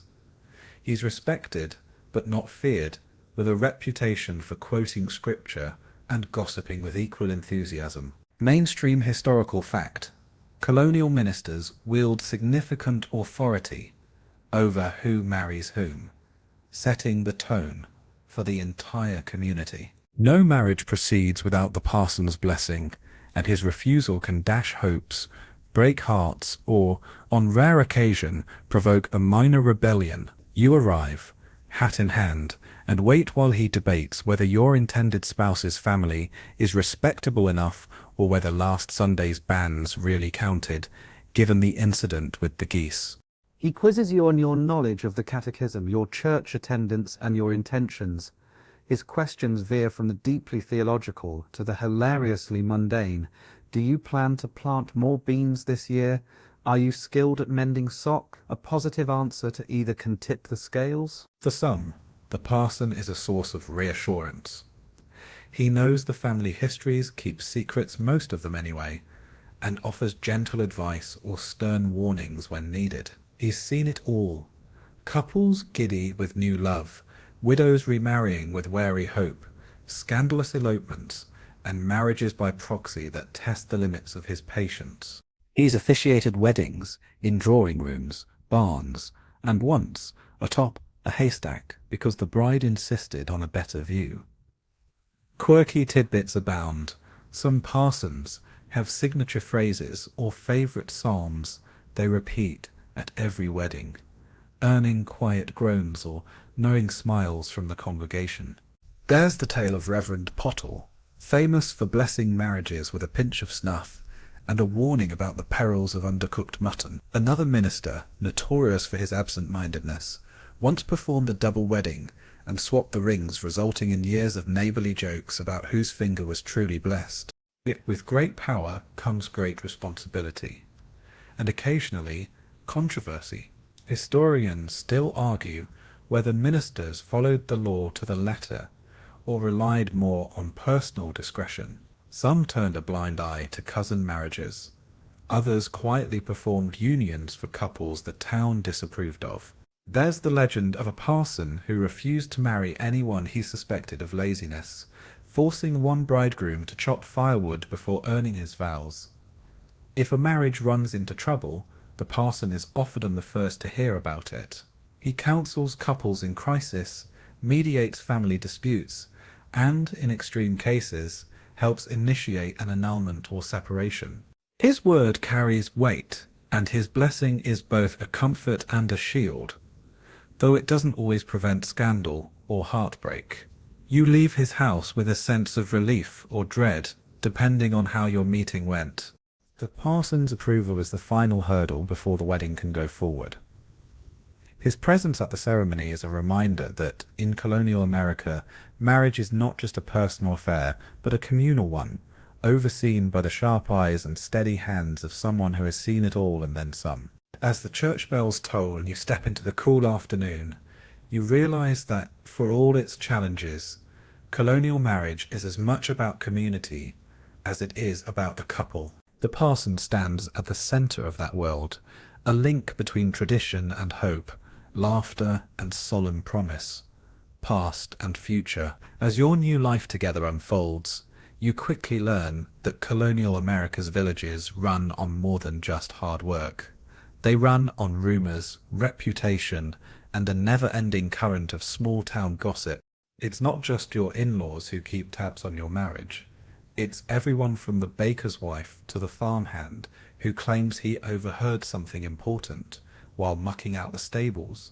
You're not just part of a family now, you're a character in the ever-expanding story of your community, with all eyes and ears upon you. Each day brings a new wave of commentary. Did you notice how much salt she put in the stew? Did you hear the way he laughed at the parson's joke? Every gesture, every conversation, every choice, no matter how small, finds its way into the village's collective memory. A sideways glance at the market or a missed Sunday service is enough to set tongues wagging. You quickly realize that the neighbor's chickens seem to know your business before you do. Mainstream historical fact: in colonial towns, gossip serves as both a form of entertainment and a powerful tool for enforcing social norms. The smallest slip can become the subject of heated debate. Everyone has an opinion about who should have married whom, how much cider is too much, and whether your choice of wedding attire was a stroke of genius or an act of desperation. The system of communal reputation is woven into every facet of daily life, and sometimes the threat of public opinion is enough to keep even the most rebellious spirits in line. You hear whispers at the well, snatches of speculation in the pews, and the unmistakable sound of children giggling as they imitate your morning routine. Some days, the gossip is light and harmless, jokes about mismatched socks or your penchant for humming while you milk the cow. Other times it's sharp and unforgiving, particularly when someone's marriage starts to falter or an inheritance dispute flares up. A favourite village pastime is the gossip walk, a meandering stroll down the main road, ostensibly to visit a neighbour, but in reality, to trade stories and see who's leaving whose house a little too late in the evening. There are fringe customs too. Some villages have a self-appointed news carrier, a person often elderly, always sharp-eared, who delights in passing along tidbits with just enough embellishment to make every story juicier. It's said that in one town, the news carrier wore a special hat on days when the gossip was especially good, prompting everyone to ask, well, what's the story today? Historians still argue whether gossip was more destructive, or simply the glue that held communities together. Was it a means of policing morality and maintaining standards, or was it just a way to pass long winter nights with a bit of mischief? The truth, as always, lies somewhere in the middle. For every person who suffers from the sharp edge of rumour, another finds comfort in the knowledge that everyone's life is equally exposed. Of course, sometimes reputation is shaped less by what you do, and more by what people imagine you've done. Stories grow in the telling. Last week's innocent mishap becomes next month's cautionary tale. The way you handled a burnt loaf, a late payment, or a hasty remark might be retold for years, gathering layers of exaggeration along the way. You and your spouse develop a quiet code for dealing with the scrutiny, a squeeze of the hand here, a shared smirk there, and the occasional dramatic flourish, just to keep everyone guessing. Sometimes you feed the rumour mill with a well-placed joke, or respond to a particularly outrageous story with a laugh and a shrug. There's comfort in knowing that, as the subject of gossip, you've truly become part of the fabric of the village. Some nights you and your partner sit by the fire, recounting the day's rumours, and marvelling at the creativity of your neighbours. Did they really say you were seen riding a pig to market? Was it your goat who started that ruckus in the churchyard? The stories may sting at times, but mostly they're just another thread in the tapestry of community life. A reminder that in colonial America, no one is ever truly alone, for better or for worse. After months of hard work, awkward negotiations, and no small amount of gossip, the village is at last ready to celebrate with you. There's a rare sense of anticipation in the air, a whisper of excitement that even the most stoic elders can't quite hide. The time has come for the wedding celebration's final act, music, dancing, and communal revelry that stitches together the very heart of colonial life. You find yourself swept up in preparations, stringing garlands of dried apples and corn husks across the beams of the village hall. The fiddler tunes his instrument in the corner while the baker's youngest daughter rehearses her favourite song in a voice both earnest and slightly off-key. The celebration is simple but brimming with life, a patchwork of mismatched plates, borrowed chairs and lanterns casting gentle shadows across the floor. Mainstream historical fact. Wedding festivities in colonial America are boisterous affairs, marked by feasting, music and dances, handed down from Europe and adapted to New World realities. There's the Virginia reel, the money musk, and lively country jigs that invite every guest, no matter how tone-deaf or too left-footed, to join the fun. You don't have to be graceful, only willing. Laughter and muddled steps are as much a part of the tradition as the dances themselves. The evening begins with the gathering song, a call for all to leave their worries at the door. Then comes the parade of food, pies, stews, cider, roasted root vegetables, and for the daring, a jug of something stronger passed discreetly under the table. Children dart between tables, snatching bites of bread and inventing their own games beneath the grown-ups' feet. A favourite fringe custom is the broom dance, where the newlyweds must sweep a broom together in rhythm to the music, symbolising partnership and cooperation. There's always laughter as someone trips, or a broomstick goes flying, and the moment becomes the stuff of family legend.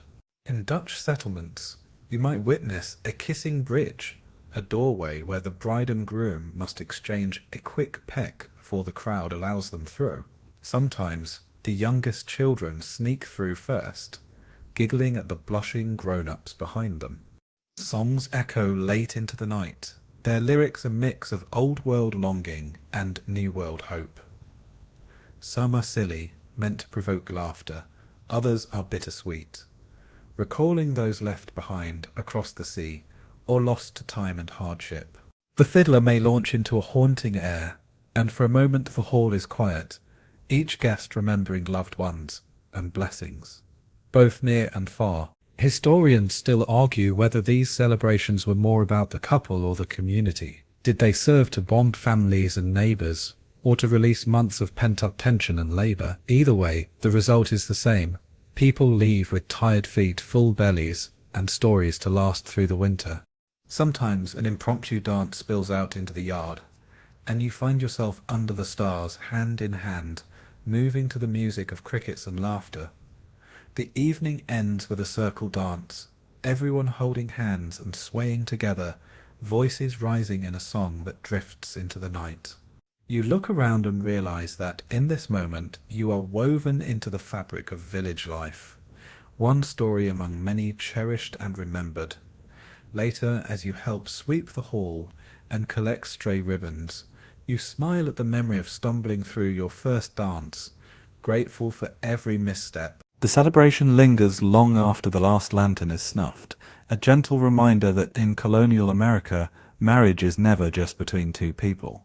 It is a joining of households, histories, and hopes, played out to the rhythm of fiddles, laughter, and the steady beat of shared life. With the festivities behind you and the echoes of laughter still clinging to the rafters, you and your partner begin to carve out the subtle rituals of everyday life, what the colonists might call keeping house. As seasons pass and anniversaries begin to stack up, you discover that celebrating long-term love in early America is a quiet, sometimes quirky affair, woven into daily routines rather than marked by grand gestures or lavish gifts. Your first anniversary sneaks up almost unnoticed, wedged between a late frost and the planting of spring peas. There are no diamonds or bouquets. Instead, you trade a pair of woolen mittens, hand-stitched by candlelight, and a lopsided pie filled with last year's dried cherries. The exchange is simple but deeply felt, a nod to the reality that, in this world, every small comfort is hard-won and precious. Mainstream historical fact. Colonial couples rarely marked anniversaries with official celebrations, but personal rituals evolved nonetheless. Some carve their initials into the beams above the hearth. Others save a piece of wedding cake or what's left of it to share a year later. A favourite tradition among certain German settlers is the blessing loaf, a new bread baked each year, symbolising hope for plenty and peace in the home. Most often, it's the quiet acts that count. A warm blanket, mended without complaint. A favourite story retold on a stormy night. You and your spouse grow attuned to each other's moods, when to offer a back rub after a long day, when to listen, and when to simply let silence settle, companionable and unhurried. Over time, you develop a private shorthand, a glance that means, let's go home, a tap on the shoulder that says all is forgiven, a particular whistle that calls everyone in from the fields. The children pick up these habits, weaving them into their own understanding of what it means to love and be loved. Sometimes you hear them reenacting your morning routine in play, imitating the way you greet each other at the door. Fringe traditions flourish in some corners. One tale tells of a couple who planted a tree on their wedding day, then celebrated each anniversary by tying a new ribbon to its branches. Another family is known for trading hand-carved tokens, a wooden heart, a spoon, a painted stone, each year hidden in surprising places. Historians still argue whether such customs were widespread or simply the inventions of particularly sentimental households. Long-term love is rarely a straight line. There are harsh words, lost tempers, and days when silence stretches long and thin. Yet there are also nights spent laughing over shared memories, hands clasped in the dark, gratitude blooming quietly even as hair turns grey. You realize as you watch the world outside your window shift from green to gold to white and back again, that these cycles of the earth, of the heart, are the true anniversaries, marking the passage of a life shared in full. Sometimes the whole village joins in. Couples celebrating 20 or 30 years together might receive a new quilt from neighbours or a basket of eggs from the church women's group. Children and grandchildren gather, eager to hear the how we met story, embellished perhaps with every retelling, but cherished all the same. In these moments, you understand that love in colonial America is a mosaic of small things. The daily chores, the patience, the jokes and the rituals that endure. It's a love story, not of grand declarations, but of lives built side by side, quietly resilient, season after season. Years slip by, and the once new marriage becomes the foundation for a whole web of connections. Children, grandchildren, neighbors, and newcomers who call you aunt or uncle. Whether or not you share a drop of blood, as you look around your home, patched and rebuilt more times than you can count, you realize that colonial marriage customs cast a long, curious shadow shaping not only your life, but the lives of those who follow. Each generation passes along stories, advice, and the occasional warning. Your daughter's wedding is a little less formal than yours, but the same family Bible is brought out, the ink from your own entry now softly faded. The new couple faces some of the same rituals, the awkward parlor visits, the careful negotiations, the public banns, read aloud to neighbors still eager for gossip. You watch them amused as they fumble through their first bundled night, whispering jokes through the wooden board, just as you once did. Mainstream historical fact. Many colonial customs, bundling, banns, matchmakers, the practical exchange of goods, linger in American life, if only in gentler forms. The importance of the community's blessing, the value placed on public record and reputation, and the expectation that marriage is as much about work as about romance, all echo in future generations. Children grow up watching their parents trade home-cooked gifts for birthdays, rely on neighbors in times of trouble, and celebrate anniversaries with eye instead of pearls. Yet, history is not a straight path. Some traditions fade away, replaced by new ways of courting, marrying, and making a home. Others transform. The marriage certificate replaces the Bible entry. Store-bought cake replaces the tough, nut-studded loaf. Some legacies like legal restrictions on who may marry are rightly left behind, debated by each new generation seeking to make love and family more just, more kind, and a bit more their own. Historians still argue whether colonial marriage customs were the root of modern American ideas about love, or a tangle that each era must slowly unravel. You and your partner sit side by side, now as witnesses and elders, and sometimes as gentle jesters, quick with a story or a wry aside. You comfort the newlywed couple when their first feast burns, or the goats get loose and you offer advice that's half practical, half superstition, and all rooted in the long sweep of experience. Bundle up, keep the bands, and always remember where the best pie is hidden. Quirky fringe customs continue to bubble up. The blessed path where eloping couples once hurried away is now a favourite spot for children's games. The annual broom dance at the autumn festival draws laughter and applause, even as the details of its origin fade. Love in colonial America and beyond remains part ceremony, part survival, and always a mystery unique to every pair who takes the leap.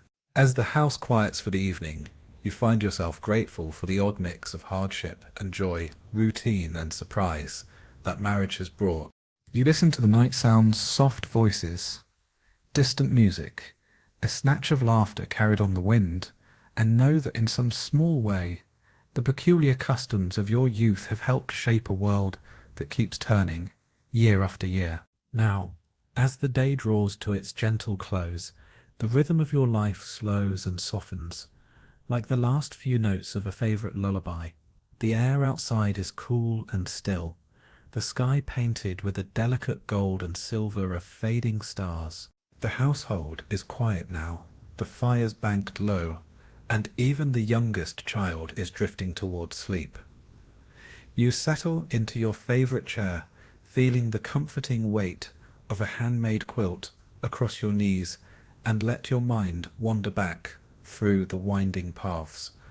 The small sounds of the night become a soothing backdrop, the distant call of an owl, the soft sigh of wind through the trees, the familiar creak of floorboards that remind you of all the footsteps of love, loss, and laughter that have crossed this home. Each tradition, each custom, has become a gentle thread in the tapestry of your days, tying you not just to your partner, but to generations past and those yet to come. The stories of bundled boards, public banns, and quiet anniversaries mingle with the scent of wood smoke and baking bread, inviting peace to settle in your chest. You close your eyes for a moment, grateful for the steady warmth at your side, for the company of memory and hope. In the hush, you find the world has grown softer, kinder, and infinitely more bearable. You rest in the knowledge that, no matter how peculiar the customs or how strange the journey, the end is always the same, a home made rich with love, a heart made calm by time. Good night and sweet dreams.